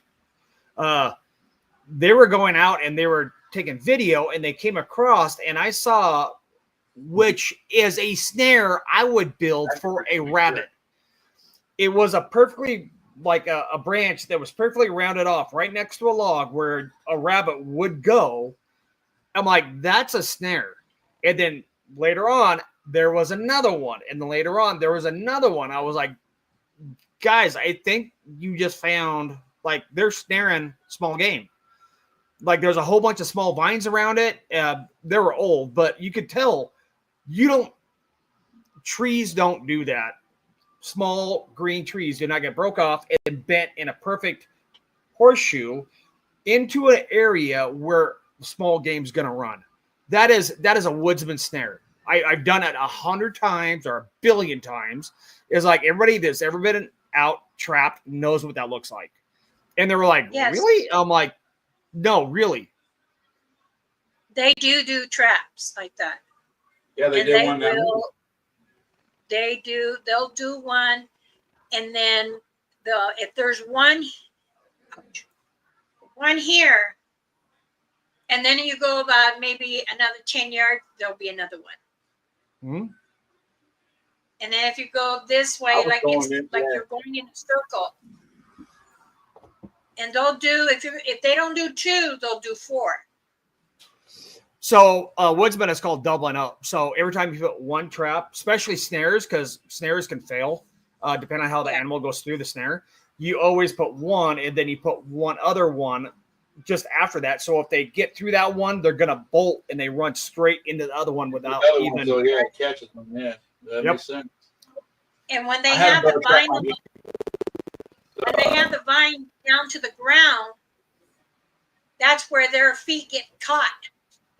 And that's why they place them on the ground. So their little feet can get caught and then try and then trip and then get right into the snag. And then it that's gets how they do it. Them little snares. That's what I'm talking about. Them little vines. That's what. And then if you go in, it'll flatten down with your foot. But when you go out, it'll grab your foot and trip you. Because the way they place it, it'll be placed like this way. And then when you walk on it, you're pressing it down. But when you come back, it's back up. And then your foot grabs it, and then boom, it trips you. That's how they're smart, and they're smart animals, smart creatures. You see, I don't like to call them animals. I call them human, but people like to call them animals because they think, I think a lot of people say, if you ask them what side of the fence they're on, if you say, hey, what is Sasquatch, is human or are they animals? A lot of people will say animals. That's because people like to hunt them for sport. Now, if you get somebody that says human, then that's somebody that's out there doing it for sport, for the fun of it, like to know, because to me, they're human. They're human-like. They're human. They talk. The only difference is they have hair all over the body and they're taller than us. I would agree, like human-like. I don't think they're human, but I think they're very close to us. Very, very close. That's what I'm saying. They're human-like. Yeah. But if you look up their DNA, they're human and they're animal. Mm-hmm. They have both. And they in their bloodstream and their that they got human-like DNA and they have animal-like DNA. So I can see the fence of where they're both. But the thing is most people that consider them as being animals want to hunt them. Right. I agree. So that's why I ask people: you think they're human or you think they're an animal? And most people that say they're human-like or whatever, like they're human-like, that means that they're not out there for sport to kill them. I think also people that call them animals can't grasp the concept that there might be something as intelligent or even maybe more intelligent, just in a different way, than us here. They can't grasp that at all. We already know there's something more intelligent. I can tell you right now, it's more intelligent than us right now. A UFO. I mean, how do they zoom here to here and go out and people can sit there and say, well, there ain't no such thing as UFOs. Yes, there is. There's too much evidence, too many cameras, too much stuff that people have shown already of proof of the UFOs. Well, the government, multiple governments already came out and said, yeah, we have it. They're there. And then you see like the government go, well, we're missing a bunch of Fort Knox. Well, yeah, we are, because you guys are putting them in the alien spaceships because that's how you run them. Common sense. Physical component. Danse Ray, how are you? How do you get a laser to work? Diamonds. No. There seems to be a You know, physical component in the metaphysical component. That's a lot. Just like you can go into other stuff, you know, people don't get into, like the Egyptian pyramids or whatever, when they took the gold caps off the top. That was the Tesla coil where they charged up and then charged the spirit up inside the tomb, and they took them caps off, all the gold caps off the top of them. That was basically a conductor from electricity come in and charge that thing up, the tomb up or whatever, to keep the spirits active. The Great Pyramids, yeah, that's the only reason why they built. That's the only reason why they think they could. For the reason why they built them the way they built them. That hits the thing and then charges the earth and all that too. It did that too. Yep. It was doing both things. It would charge the earth and it would charge the things and the creatures in the tomb. That's why those were different from all other pyramids built. Mm-hmm. But that's another whole subject, you know. Oh, that's a big one. My brain just goes and goes. We get into these talks, Sangha and I, we start. And he goes, well, Mama, what about that? And I said, well, you know, there's other star people that is under with Mother Earth. There's a city. There's a whole city under there. I know that for a fact. Just like they're under up there by Alaska. They're in the water. They have their own tomb. There is a city under the sea. Right off Alaska. Because as many relatives from Alaska saying they're seeing it when it's their nighttime, and their nighttime is like 1 a.m. because that's, you know, how it is. Then you see these lights come and they like stay hovering, and then they're like gone right into the water fast. Mm-hmm. So sometimes, you know, it's like I tell the other elders, I says, you know, we hear stories from what our elders have told us, and we need to carry on. I still have one more question that no one can answer. And I said, why is it that they want to continue to stand next to us? The UFOs? The star people, yeah. I think they're observing us. I mean, that's the best answer that I think we have gotten, because how much we have documented them, like in the water, in our atmosphere, coming down, looking at us as like they're just trying to figure out when we're not dumb anymore. Like as a species, we get to the point of they can actually come on like, okay, now we're going to take you to the next level kind of thing, because there'd be no other reason to be here for over 100 years, or actually way more than that, and not ever do anything but contact certain people and then just fly around, see what we're doing. You know, all the naval videos they have of something in the water with lights going mock Jesus. To me, that's the only reason you can explain that, is they're just waiting. See, I know that many star people come to Mother Earth. Corona, it's Nana. Where's Mama at?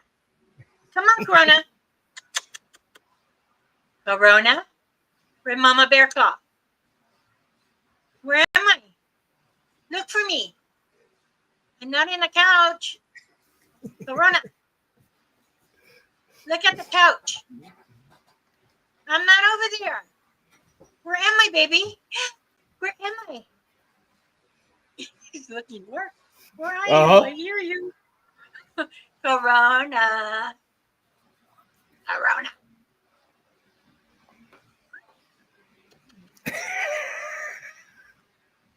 I'm not up there. I'm over here. Hi.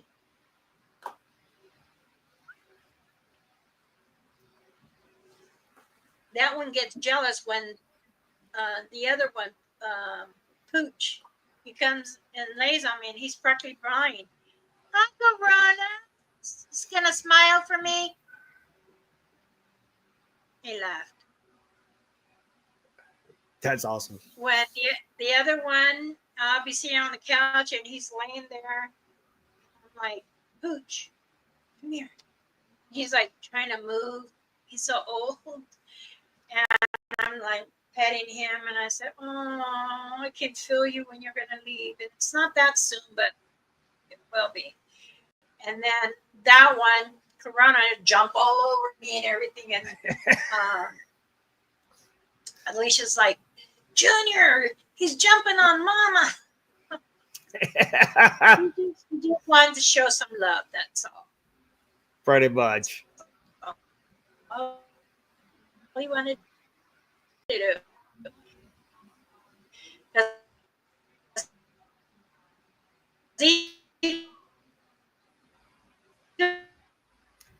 When I Oh, I'm losing you.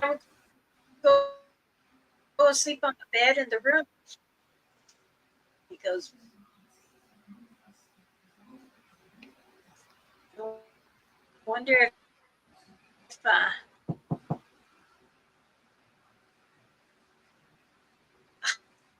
You back yet? I go," he goes, "You go." Yeah, no, he's still out there.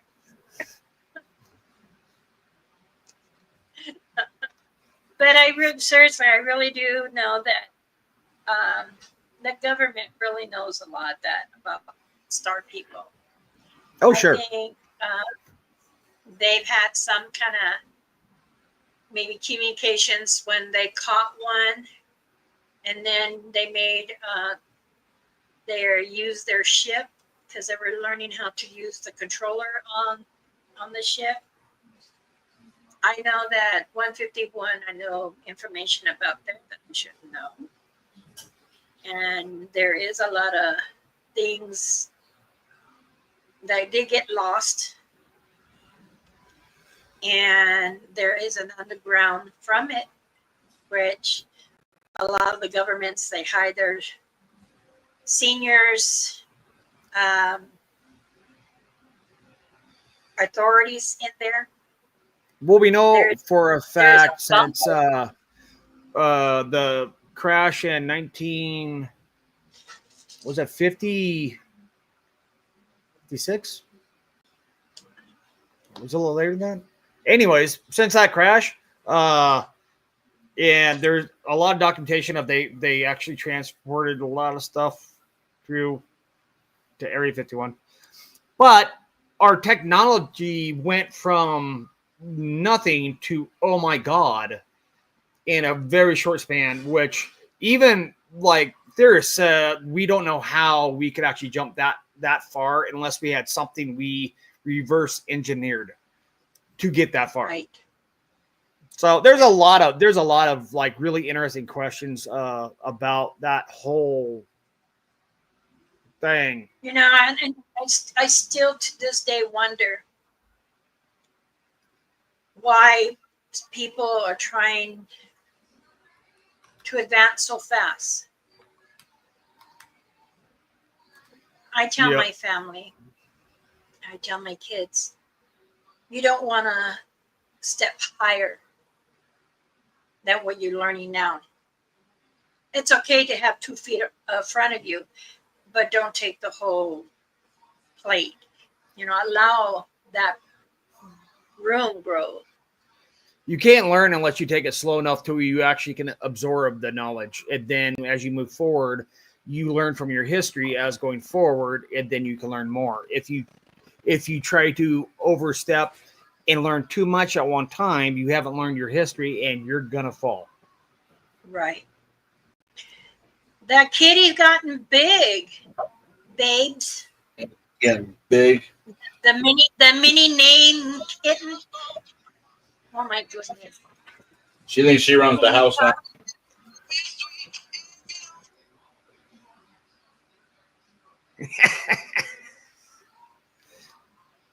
What, she just got him? She got a phone call. I was like, what is that noise? And she's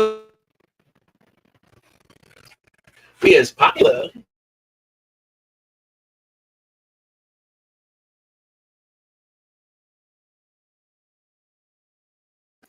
wait, she muted everybody. Song got unmute.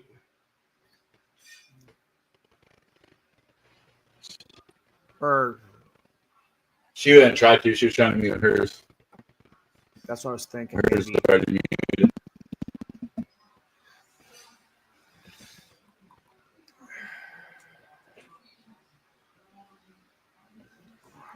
So when's the next time you're gonna be able to go out, dude? I go out whenever I want. It's just I guess I kind of like sometimes I get like depressed and I don't want to go, and then sometimes I just other stuff comes up and I'm trying to do it all, hold everything down, and keep the lights on, and I get that. so I have to do side work, and then by the time I'm working 13 hours, 15 hours, making a few dollars here and there, and you know, you do a job or whatever, because I do backyard mechanics sometimes, and Yep. you do a job or whatever, and it takes you 3 days to do it, and you only make a few hundred, you know, it's like not worth it, you know, to me, but I do it to help a friend.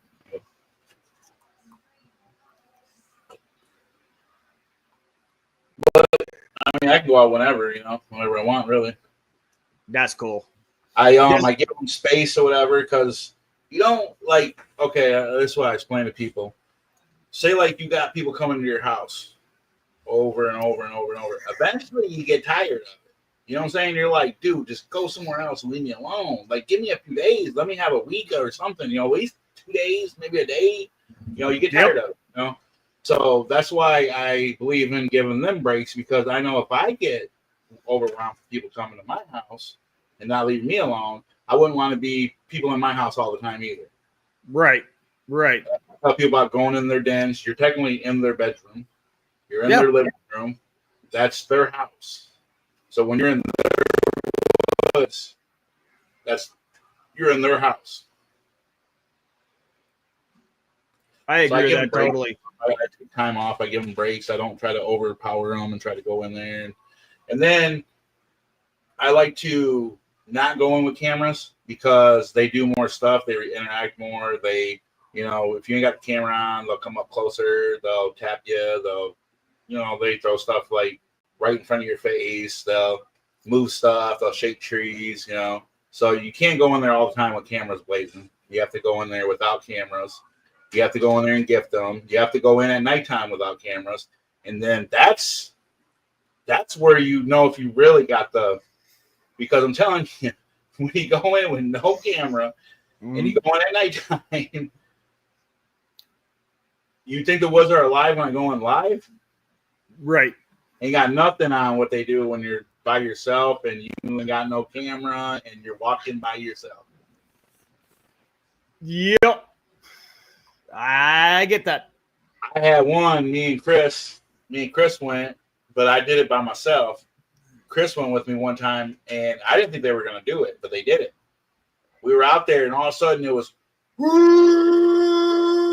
and you could feel the breath. Like, we weren't even up on the Sasquatch, and you could feel when he was hollering, it would cave your chest. And you know how you get in a car and somebody plays a loud bass or whatever, and it takes your breath away and it caves your chest? Yeah. That's what they do to you. That's what they do to you. When you hear that holler like that, it will literally take your breath away and crush your chest. It goes through your body. Yeah, you know. Yeah. It's like when you hear them coming, the boom, boom, boom. If you actually stand there, you can actually feel the ground shake a little. I don't know how they do it or whatever, but it's something that they can do. And then somebody's like, see, like, I know how they think, you know, like how they communicate back and forth to each other where we can't hear them and all that. Mm-hmm. They're doing it through low frequency sound waves. You know how like a microwave runs, you know, that low frequency? They use the low frequency. Just like that's how the aliens talk from the earth to the thing, whatever. They say it's like, if you watch, what's that channel? It's a micro or, yeah. I don't say the name of it, but it's called Ranch. You know, the Skin People Ranch, you know. I don't want to say it all. Don't do it. Don't do it. About the frequency, whatever. And then the frequency, they shoot it into outer space or whatever, and that's how they communicate with the aliens in outer space and all that. So that's how they talk to each other. They do the low frequencies. And then they say that there's something about low frequency. If you do it enough or whatever, you can vibrate the sand and all that, and then you can go travel through the sand and mud and rock. You go through a rock and with different frequencies. I think that's how they do the tree thing and how they go into the tree, whatever. It's low frequency and they can boom into the tree and something to do with the frequencies. I just don't know how to put it all together like that. And I'm not. Okay, that was Audrey. She said to F you mothers. I don't know who Haji is. I didn't do anything this time. Who's Haji? I didn't laugh at her or anything. Huh? She said, you tell those men. I said, yeah, we were just talking about you. And I go, I was telling how you know, with your Nina Rainfeather, Mama Rainfeather, how you got a mouth like her. And she goes, Oh. No, those mother effers. You tell them I call them mother effers. You gonna call your brother that too? Yep. That's got a mouth on her though. She's talking about Mama Rainfeathers. Anything to do with Mama Rainfeather, they got a mouth. Yeah. The girls, all the girls got mouths. Just F. Boy, when Mama Bear Claw was down in the hospital this last time, boy, her daughter, boy, she got one too. She came unglued in that chat room. Oh yeah, she was a firecracker. And I'm like, she's like, why can't? And then I was like, well, you got your mom's phone. All you gotta do is just block or timeout. She's like, I don't know how to add monitors. I'm like, you have your mom's phone. Just block, timeout. You can do anything. It's your mom's chat room. You're in her chat room. You have her phone. She's already monitored. She owns the channel. It's her chat. She didn't think of that she was telling me about that. She says these efforts had to tell me to do this, and I didn't even do. Dang, and I'm older. Well, I told her. I said, wait a minute. I think Sparky's might be a few years older than you.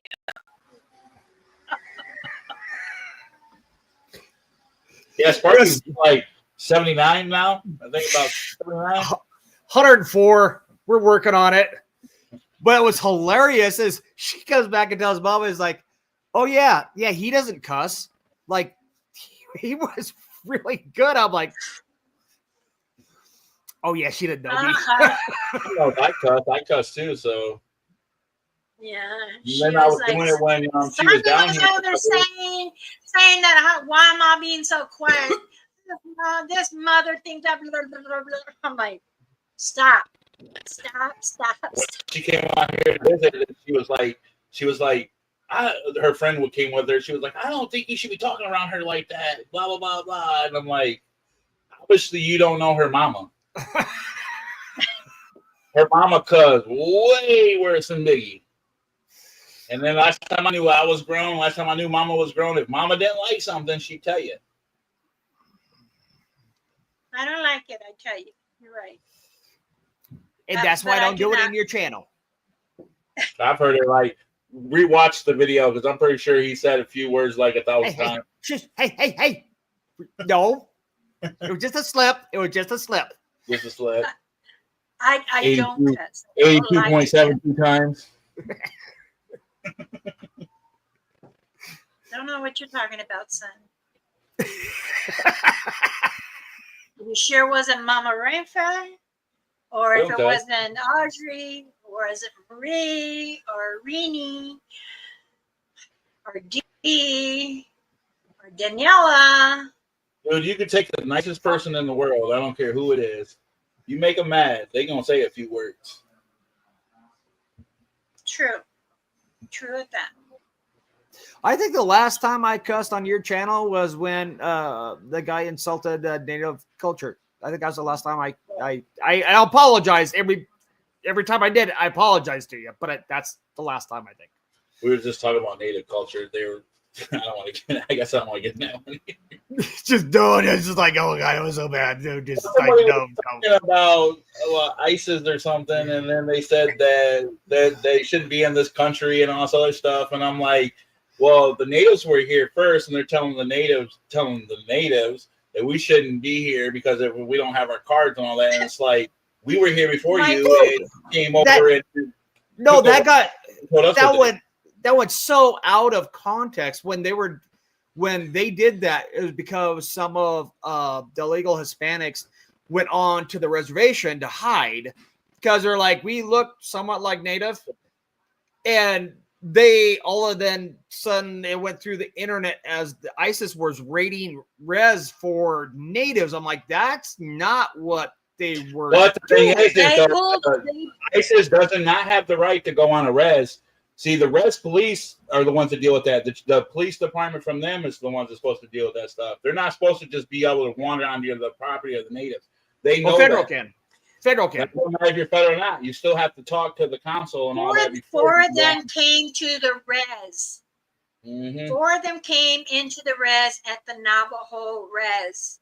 And I was told that the council and government were flipped. They were so angry because they busted down 7 homes and asked to see their credentials. There was a chief dude that watched this movie. A chief. Private homes? Because we were dark, because of our skin being a little darker. Mm-hmm. And they said, I need to see them. And then one of the officers lived right across the street. He ran over there and says, well, hey, what's going on? And she was telling him in the language. And the guy says, okay, put your hands up, put against the wall. You're going to tell an 84-year-old woman, put her hands on the wall. They should have went in with their police department. Number one, they can't do, they should be doing that. Number two, federal and state police are the only 2 that can go on a reservation without having permission from the res. They only can do that and for certain things. If they go to a house on the res, because I worked the res, that's actually a federal warrant to go into a residence without problem. If they don't know somebody's in there and they were like, I want to go in there search, that's a federal warrant. And there is so much red tape in that crap because not only goes to federal, it goes to tribal, it goes to a crap ton. If they just did it like they just knocked down doors, that is beyond wrong. Yeah. And now, and I said, well, you have a good lawsuit. Yeah. Because not only every person that we're all born here. We're from United States. We are not illegal. So, and when she showed her license, and it's like, where's your other documentations? And the daughter, what do you mean documentation? Because her mom is crying and she doesn't speak English. She's speaking Navajo. Right. And to top it off, the daughter says, well, my mom is asking, what is it that you want? This is the reservation. This is where they have their home. They're not on the outskirts of Flagstaff and Phoenix and Tucson. Right. So were they wrong? And they're wrong when they kicked in the fucking door without a federal warrant to go and search that home, and then they would have enough probable cause of saying they thought somebody that they wanted was in that home. Why did they give them the right to make a native show paperwork when natives were here before the white people? So, I was actually cross commissioned on a res, so I worked law enforcement on a res. Mm. So what we're talking about, it's not about the Native American thing. The Native American thing actually is a weird cross. So you're U.S. citizens, but then you also have an embassy in the United States where you have extra. I don't know how it all works. That's an extra privilege. Yeah. And so when you're on a res, normal law enforcement can't really screw with you. It has to go through tribal because you're like in an embassy kind of thing. The only ones that can do that are federal. Right. And they have to go through so many hoops that should have never happened. They have every person in that house and get permission from the tribal to get in there anyway. So they should have been working with them to go in there to get them. Well, for a warrant, they would That's have. what she was That's saying. my point. But They weren't. they didn't get no permission. came That's watch the them in. thing I'm trying to say. So That's when what I she's saying. seen that, when I seen my cousin posted about the ice, so I took it from her and put it on mine, and I said, you know, this ain't a free ride. And then someone that we know says, well, if you're not illegal, then you have nothing to hide. That wasn't the point what I was trying to say. Then to go on and says, well, if you're hiding and trying to Where's my rolling papers? Let me make sure I got my papers. So what I saw your post. What they're missing if ICE goes Where's the into papers? any Rolling papers. if ICE goes into any town and they have to have notification somebody's there. They have to prove it beyond a shadow of a doubt before they go there. That's why normally they catch them outside their house, because to go into a building or into a business, they actually have to have all the warrants and everything set up so they can go in there. The res is special of the location it is, and everybody that's in those houses, if they didn't have that all set up and they busted the door down, every person in that house has a lawsuit, and the tribe has a lawsuit, because that I can tell you right now, that cannot be. They can't just go and kick a door down, just like they can't come and kick my door down just to search my house to see if there's an illegal alien in here. They can't do it.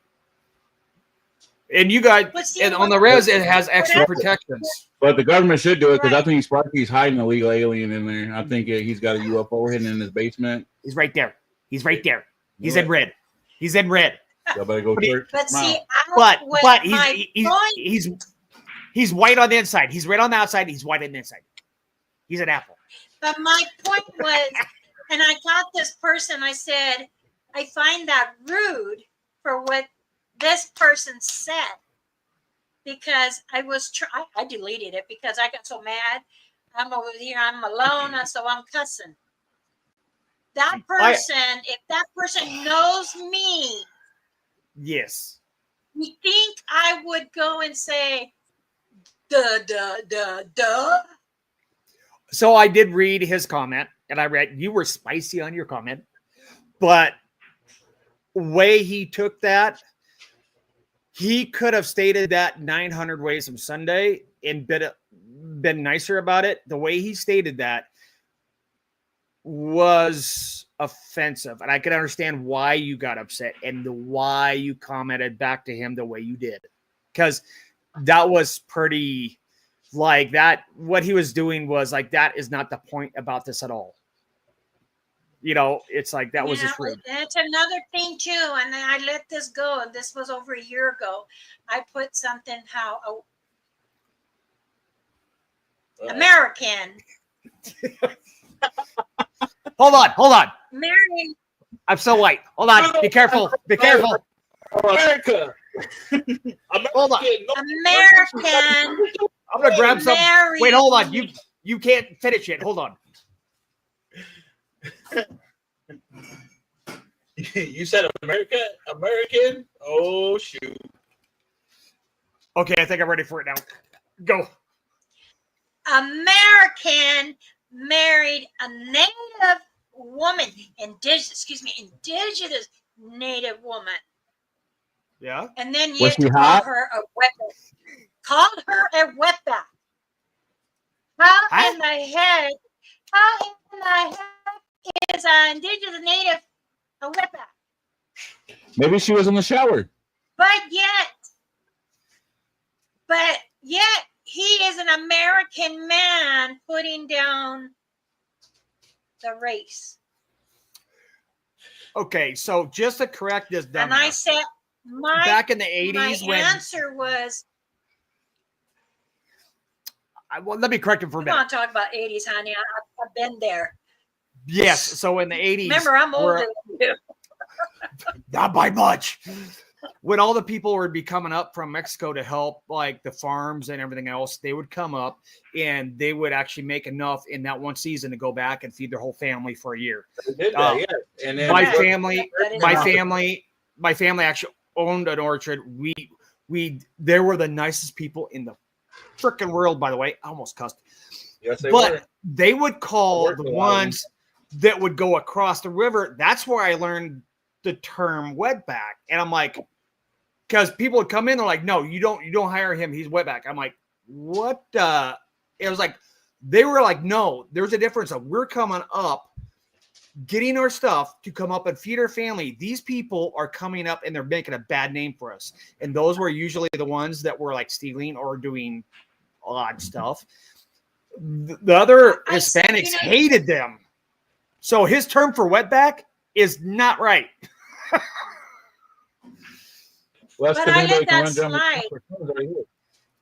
It was the same person that answered my little post. Oh. That was over a year ago.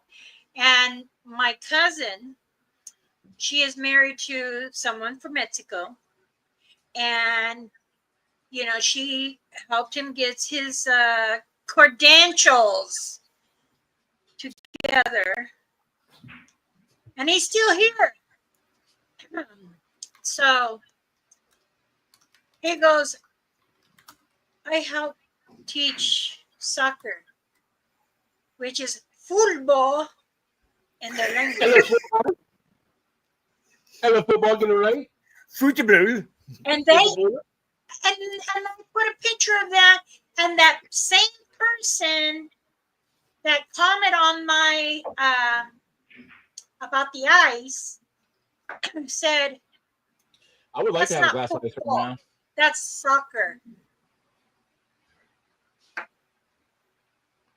I'm like, dude, I think this American needs a little more education. Even this American man is old. That's America. Some people are just stubborn in their own ways. That's all. Yeah. People are stubborn. They ignorant. It just, you know, I try to be considerate of other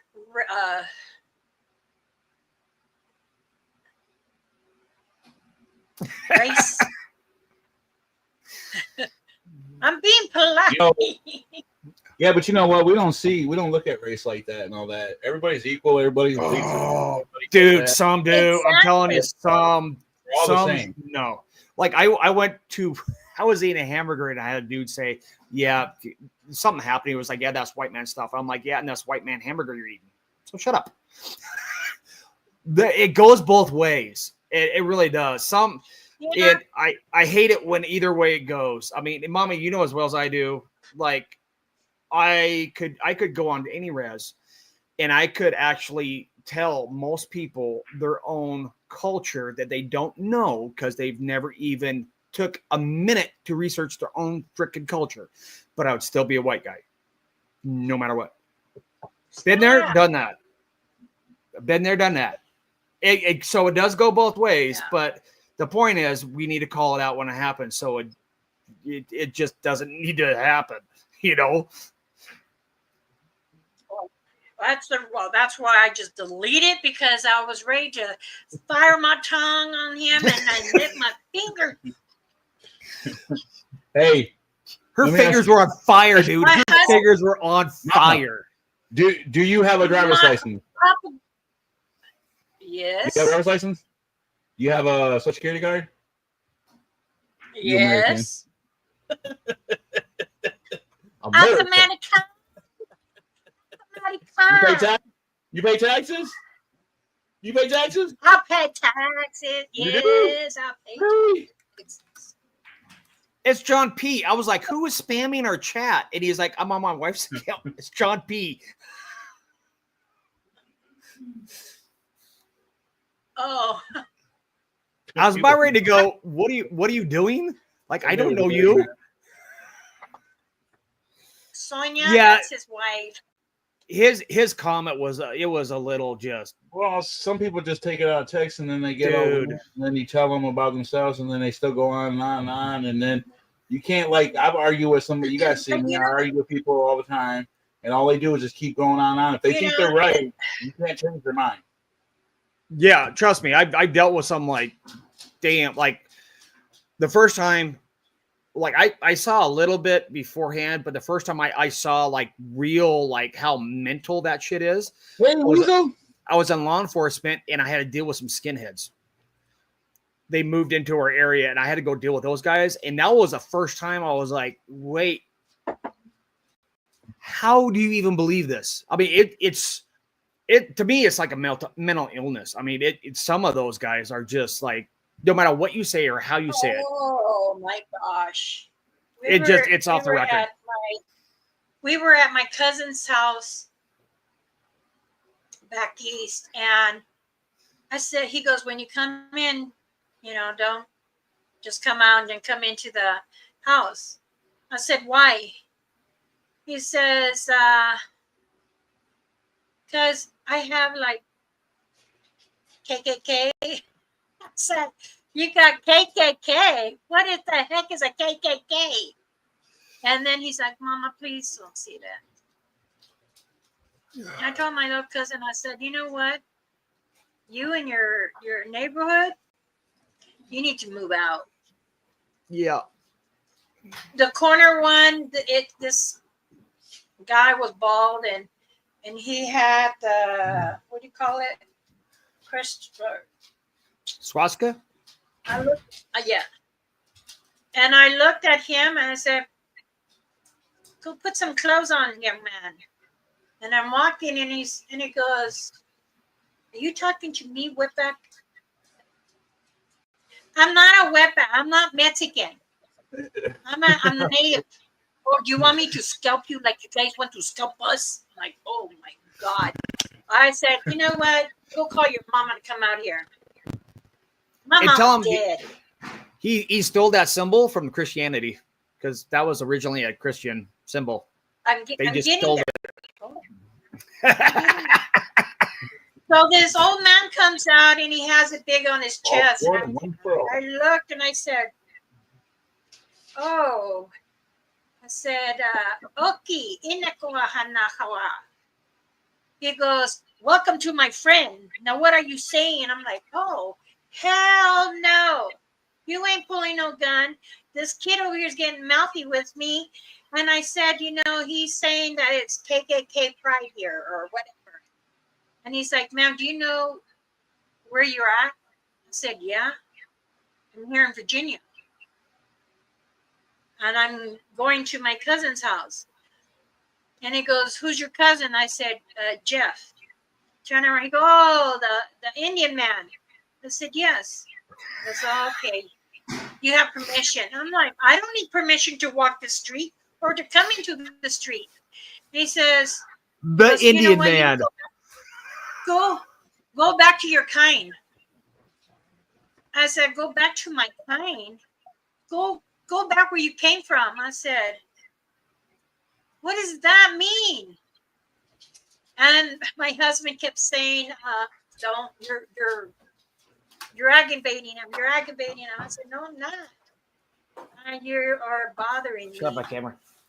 My friends are here. So I just walked to the cousin's house and I said, you know what? That's it. We got to go. We were going to stay the night, but no, I couldn't take it. I was like, people. I don't blame you. These people in this world sometimes don't care. We're all humans, too, like, family, friends, all that. If you don't feel welcome, you just leave. Yeah. Pretty much. And some people are just ignorant and dumb. You can't fix it. I tell my kids, you're gonna run into a lot of. My daddy said you could fix me.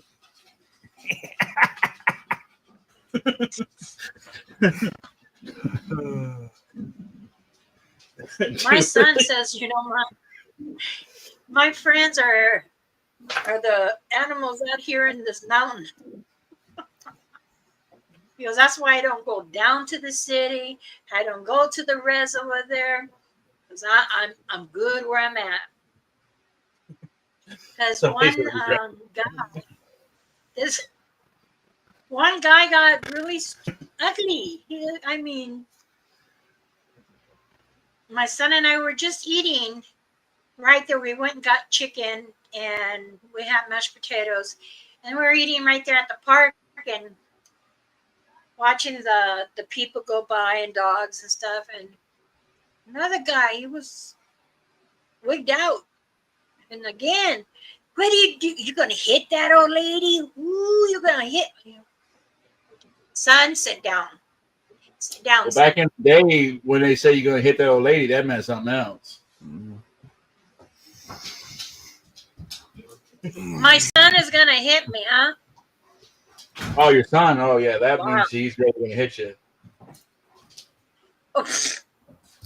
I'm talking about the old school days. At least you didn't call 911 when it fell. Oh my goodness.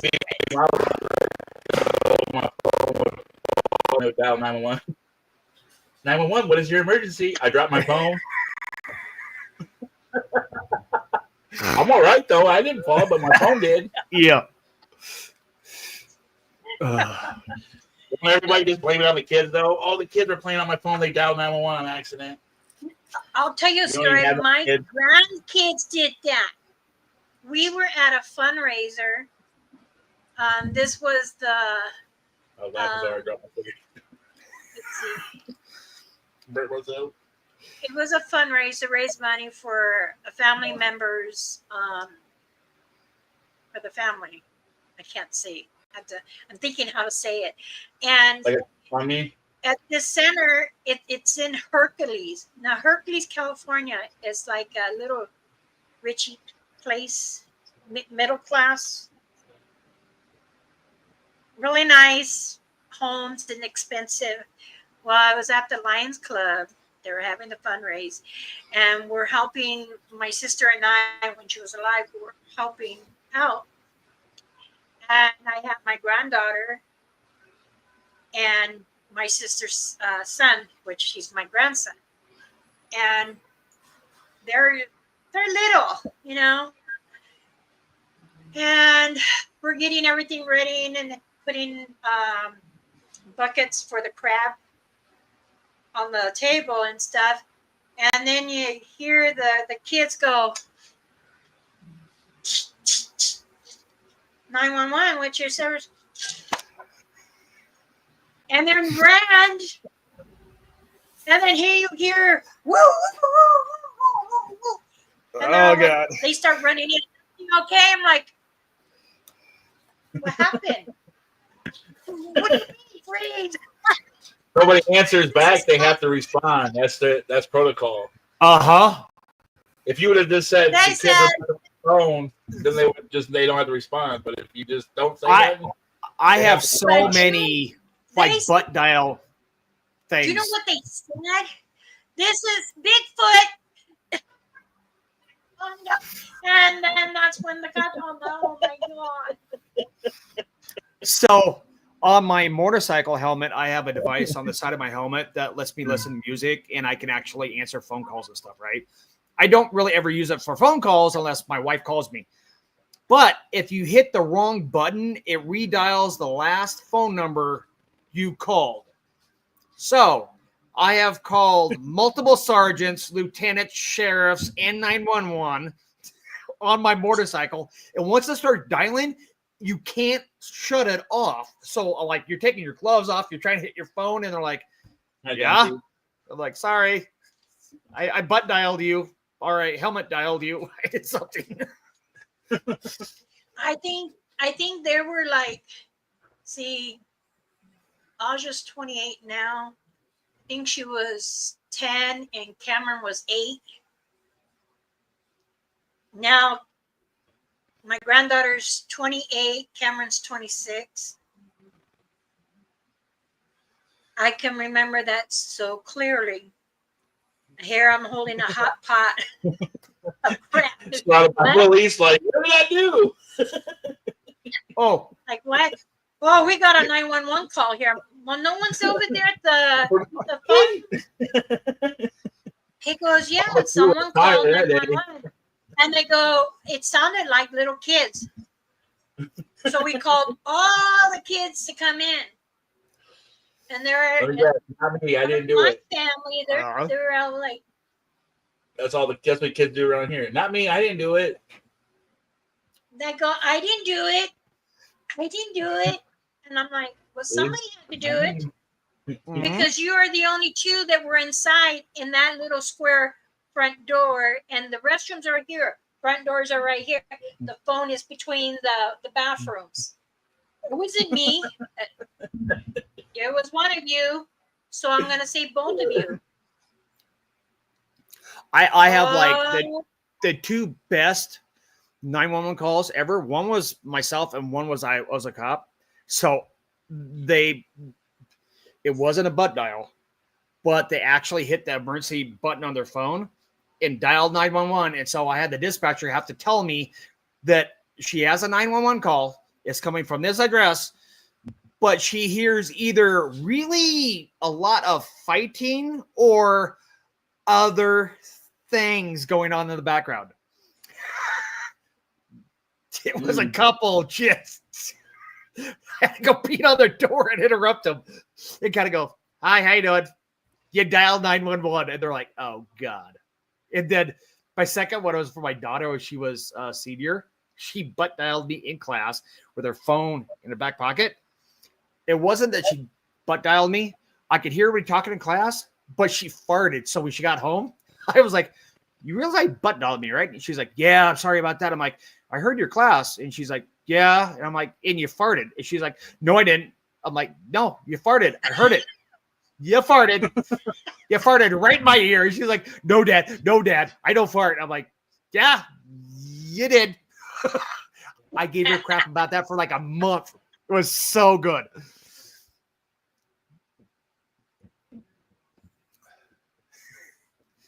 The weird stuff we talk about. I'm telling you. The butt dial thing, that gets funny. Like, who was it that butt dialed our messaging group? They called us. They sent us like 3 different weird gifts. It was like 20 minutes later. They're like, oh, God, my phone's been butt dialing you guys the whole time. I want to say it wasn't Griff. It was somebody else, though. They're like, I'm so sorry. I'm like, no, you just filled up the chat. It was hilarious.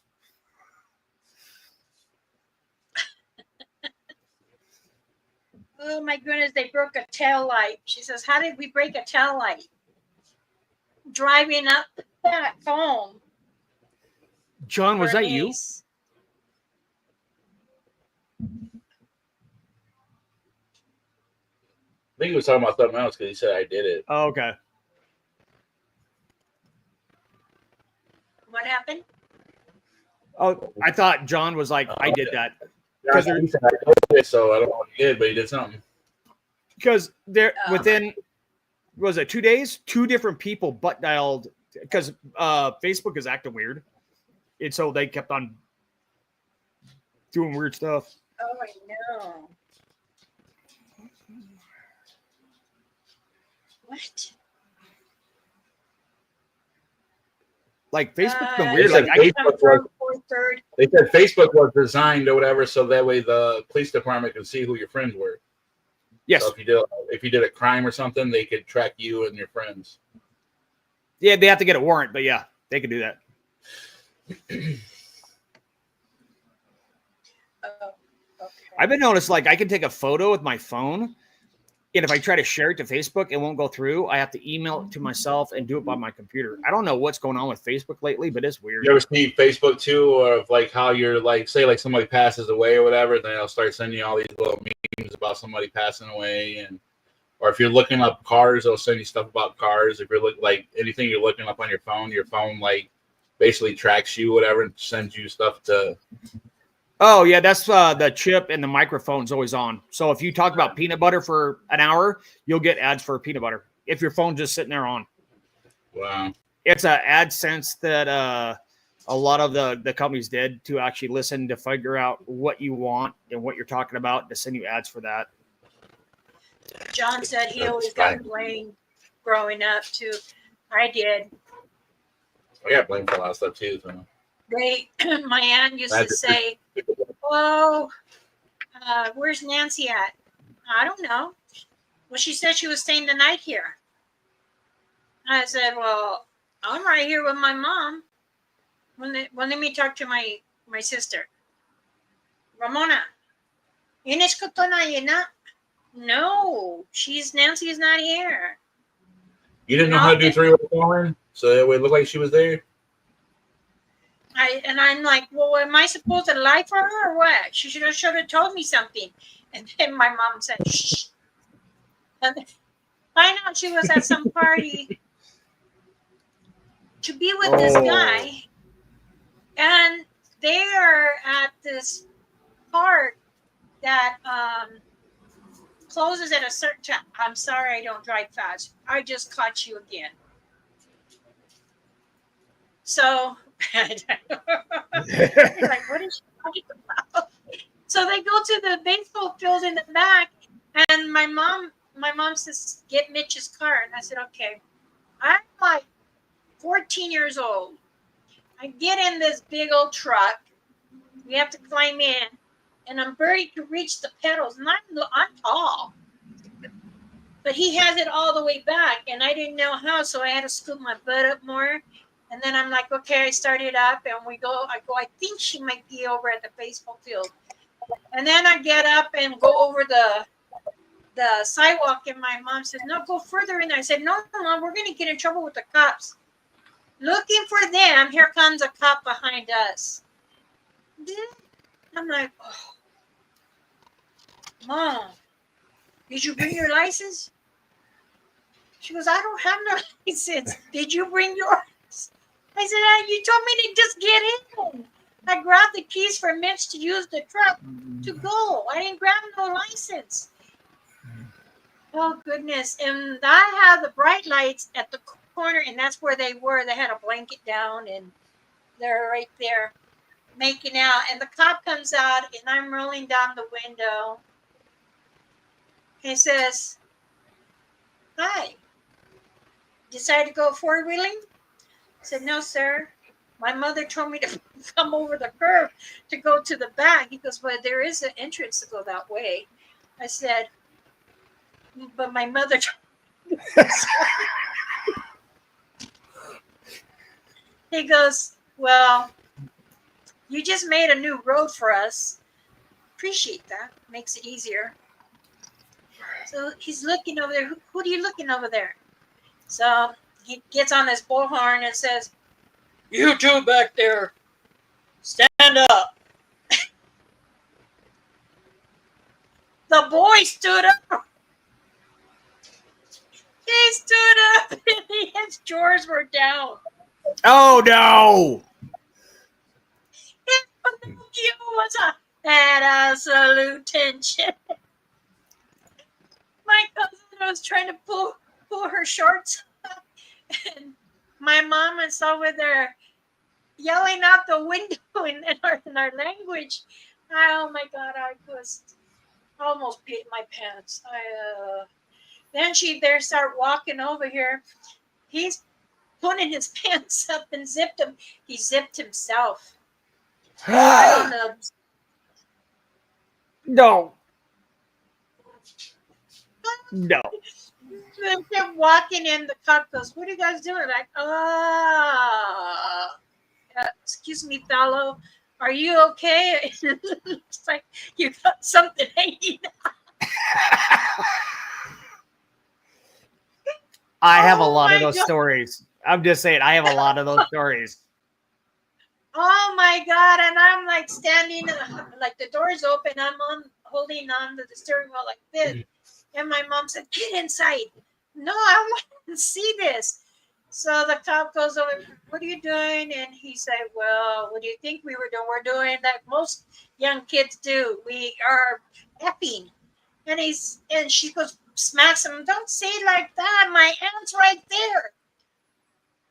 Sorry, we were just helping. Mom said, oh, my goodness. Get in the truck. Get in the truck. I closed the door. I sat there, and the cop told me, he goes, take her home. Take the truck back. Give back to who it belongs to. And grab your license next time, Missy. I said, okay, thank you. As I'm putting in reverse, I poured his car because his car was still behind me. Oh my goodness. I had to call the tow truck. I messed up his car. I messed up the back bumper.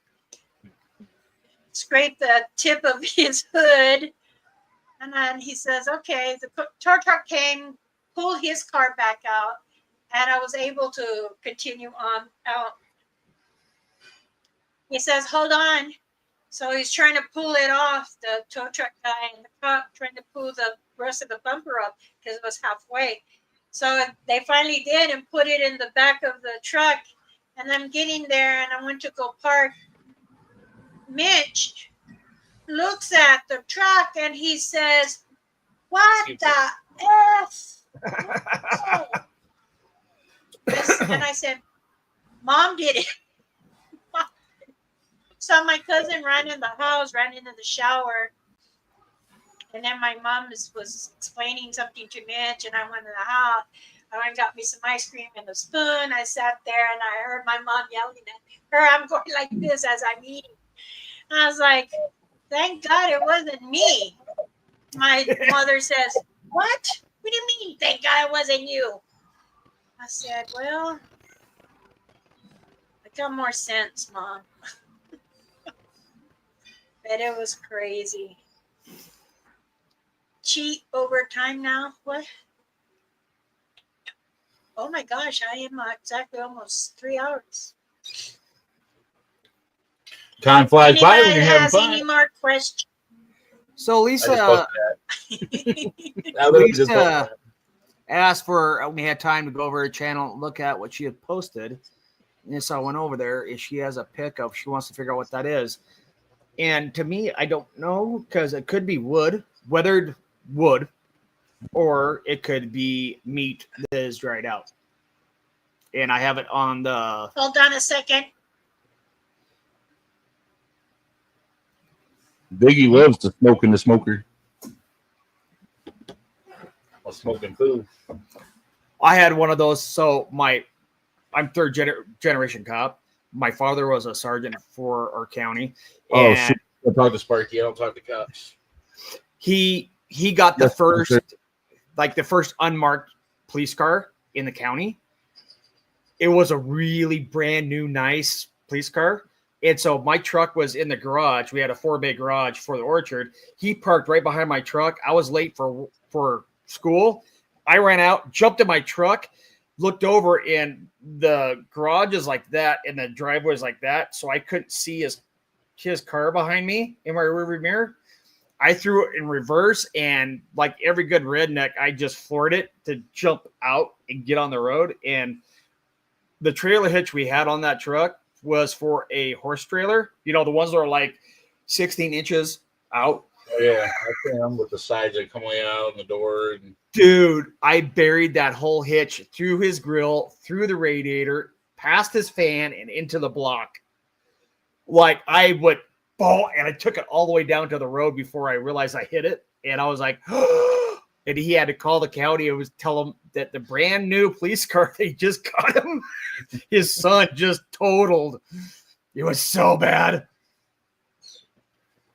I was in trouble for a long time on that one. I just didn't park in the garage anymore.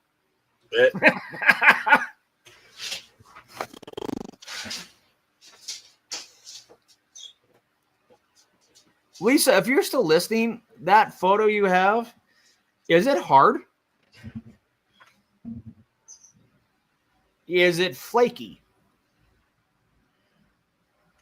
Speaking of rednecks. Well, yeah. That's what I'm talking about. That's what I'm talking about. They used that in my mud truck. Oh, you could? Yeah, I demolished the police cruiser. Demolished it. I put that there, whatever, to keep the cold air in the room. What happened now? Link to post. Okay. Link to post. When want the people to- live is over, would you all go to my channel, look at the picture I posted, and get Yeah, I me got it. your input on? Okay. I got it up in the share screen thing. It looks like a fossil. Okay. You ever seen the fossils or whatever? Yeah. Oh, hold on. There we go. So whether wood, if it's a wood's out for a long period of time, that looks like a core. It can actually get those veins in it and make it look really weird. If it's laying out in the woods, it's probably just wood that's been out there and weathered down. Yeah, and then if it's in water or whatever, like if it used to be in water area or whatever, it might have rolled a lot to get the lines in it.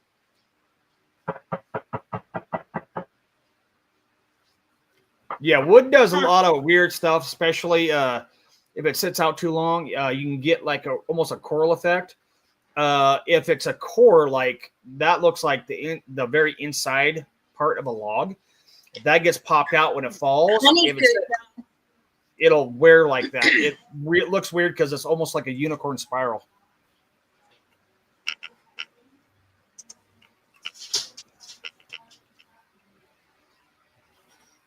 Instead of sugar, honey.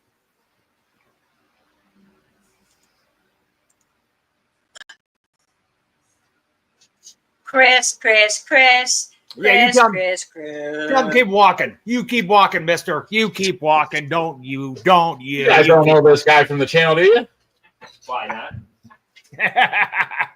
He said probably not. He's the scary guy. It's a horn. Scary guy. A pretty sweet horn, but to me it looks almost like one that I have on the wall or whatever. Hey Chris, grab me one of them. Grab me one of them horns off that wall right there. I don't think it's a horn because of the flange on the right and the very wall, bottom right on the there. left. Just pull it off. What else? The horn. You see the horn right there? On the dragon's head. On the dragon's head. Yeah. Oh yeah, I got a dragon's head. Yeah. That area, like on the right side of that, how it flanges See, out, you see it? and the low left. You see Yeah, it? see, that's a horn.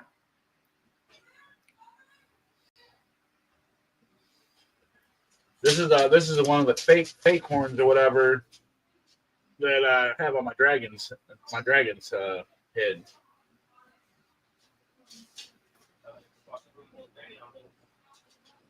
Yeah, so if you look at that,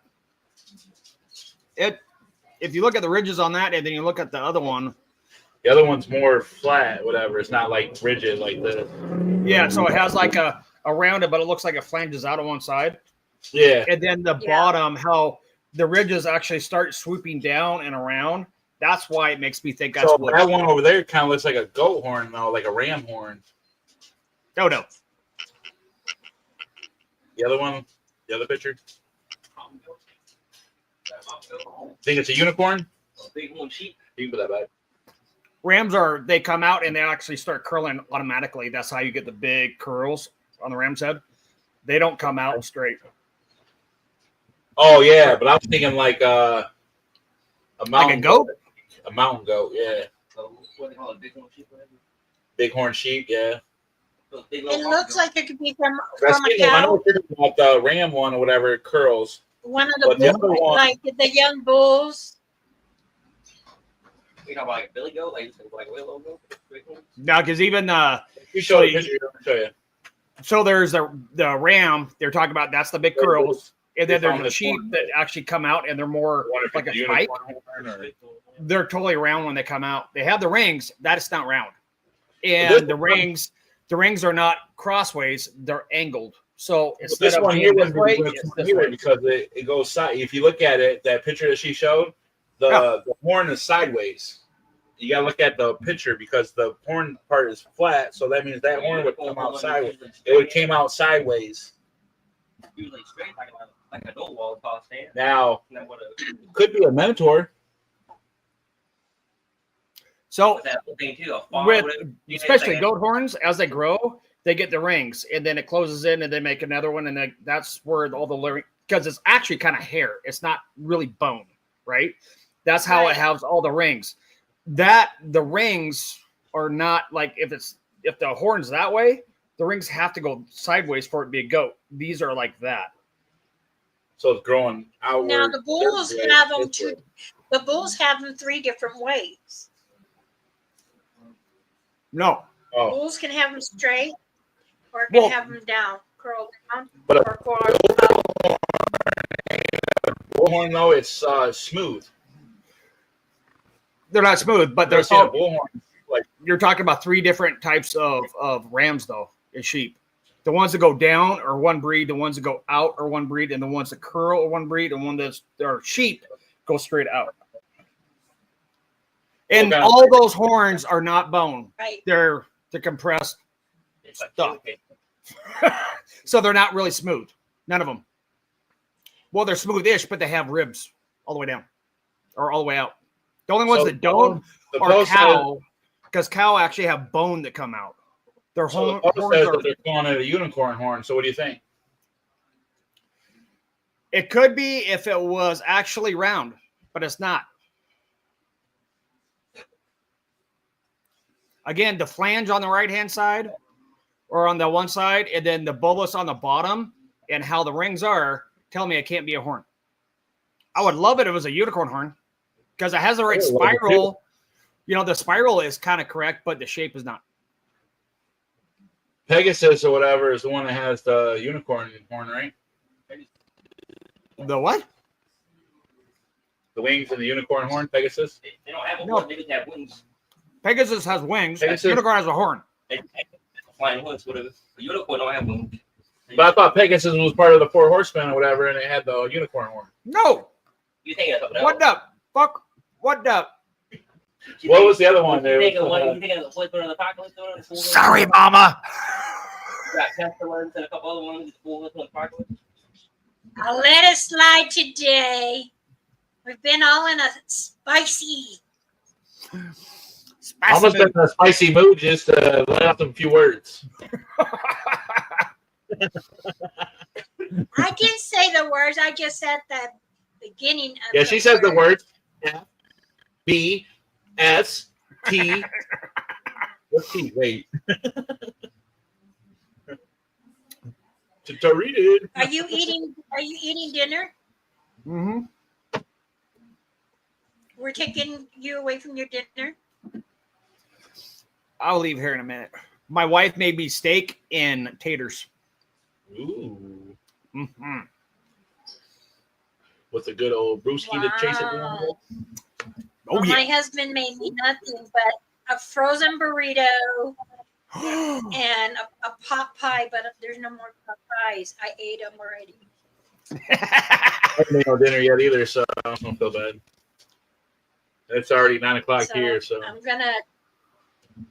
I don't know what I want to eat. I can go eat a turkey sandwich. Or now that sounds fire because I like turkey. Yeah. So, dang, now I wish I had me some turkey to eat a turkey sandwich.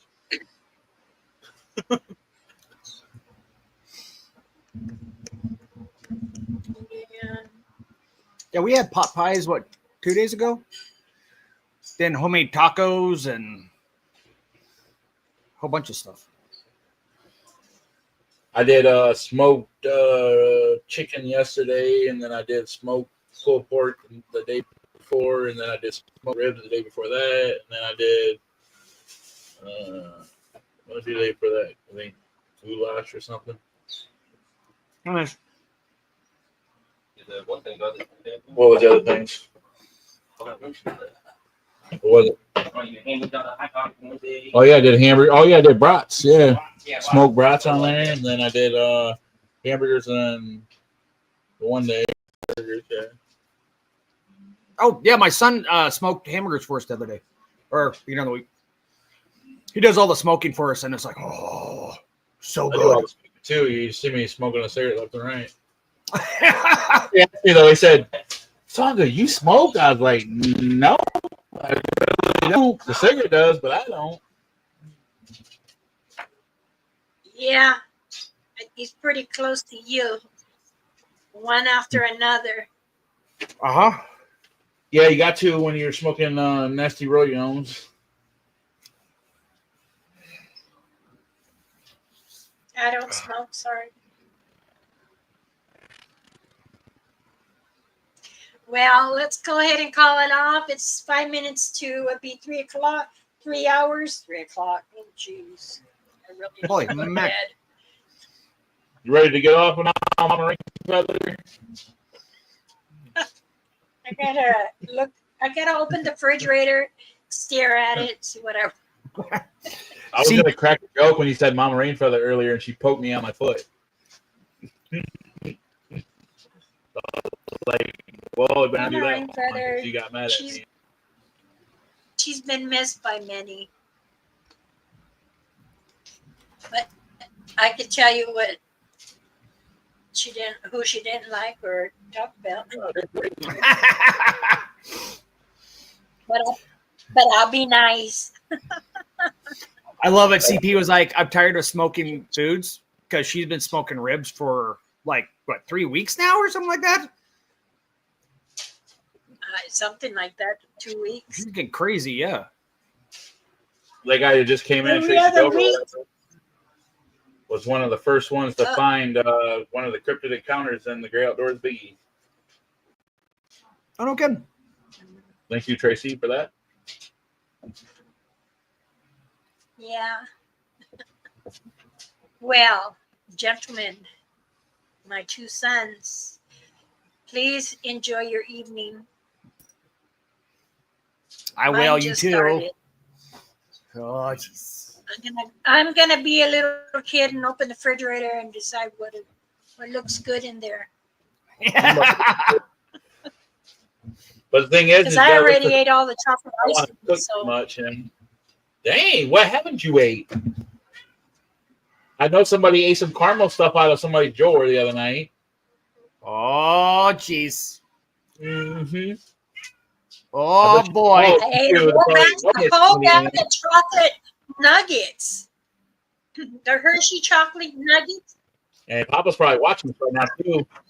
Oh, yeah, keep writing yourself out. Papa's probably watching. I'm sure he is. What else did you take? What else did you take out of his drawer? Because I ain't got no more Butterfingers. Oh, wait, she's going to say your family came in and ate that. I don't buy it. Nope. I'm going to say. See you later, I Weasel. don't know who. All right, Lisa, thank you for joining. Bob, Weasel, if you like UFOs, Tracy, Lisa,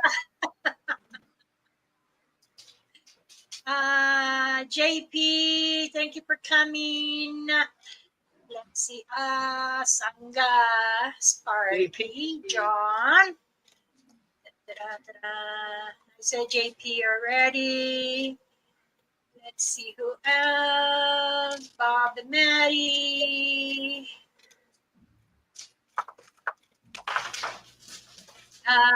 Infinity. Ray. Robin. Well, Robin's in there. Hello, Robin. Yeah. If you need to get a hold of Mama, just put her Facebook back in there. Oh, sorry, Andrew. And MT Paranormal Life. Thank you, everyone, for joining. I forgot to tell you what I was going to tell you about Mike. He actually got a high-end recorder to hook onto his video camera so he gets better audio through all the stuff. Sparky, you told And us what that was it? already. Did I tell you already? Yeah, you told us that at the beginning, bro. You didn't tell me. Now You told us. did, but I interrupted what it was. You were probably on the phone. Yeah, you probably on the phone. Sparky told us earlier. She was, yeah. I was talking about the mic you got me after he was talking about the mic that Mike got. You're true. Yep. That's true. So Mike got a high-end recorder. You were there, so you was in the conversation because I remember I was talking about the mic you got me. I remember that, but I didn't know what it was. Didn't say. But that's why we were talking about the mic, because he was talking about the mic that Mike got for the mic to do the. Yeah, I was trying to do the mic. Yeah, you guys got it. Mike got the mic for the mic, and he had a mic, and he wanted to know if that mic would be over the mic or the mic of the mic. Mike. Who got the mic? We got the mic. Buck. Oh, we're crazy. Yeah, there we are. Got everybody in the chat room laughing now. All right. Good night. Many blessings. Take care. Till the next video. I'll see ya, boys. Enjoy your evening. Night. Talk to you later. Bye. Bye. Song out.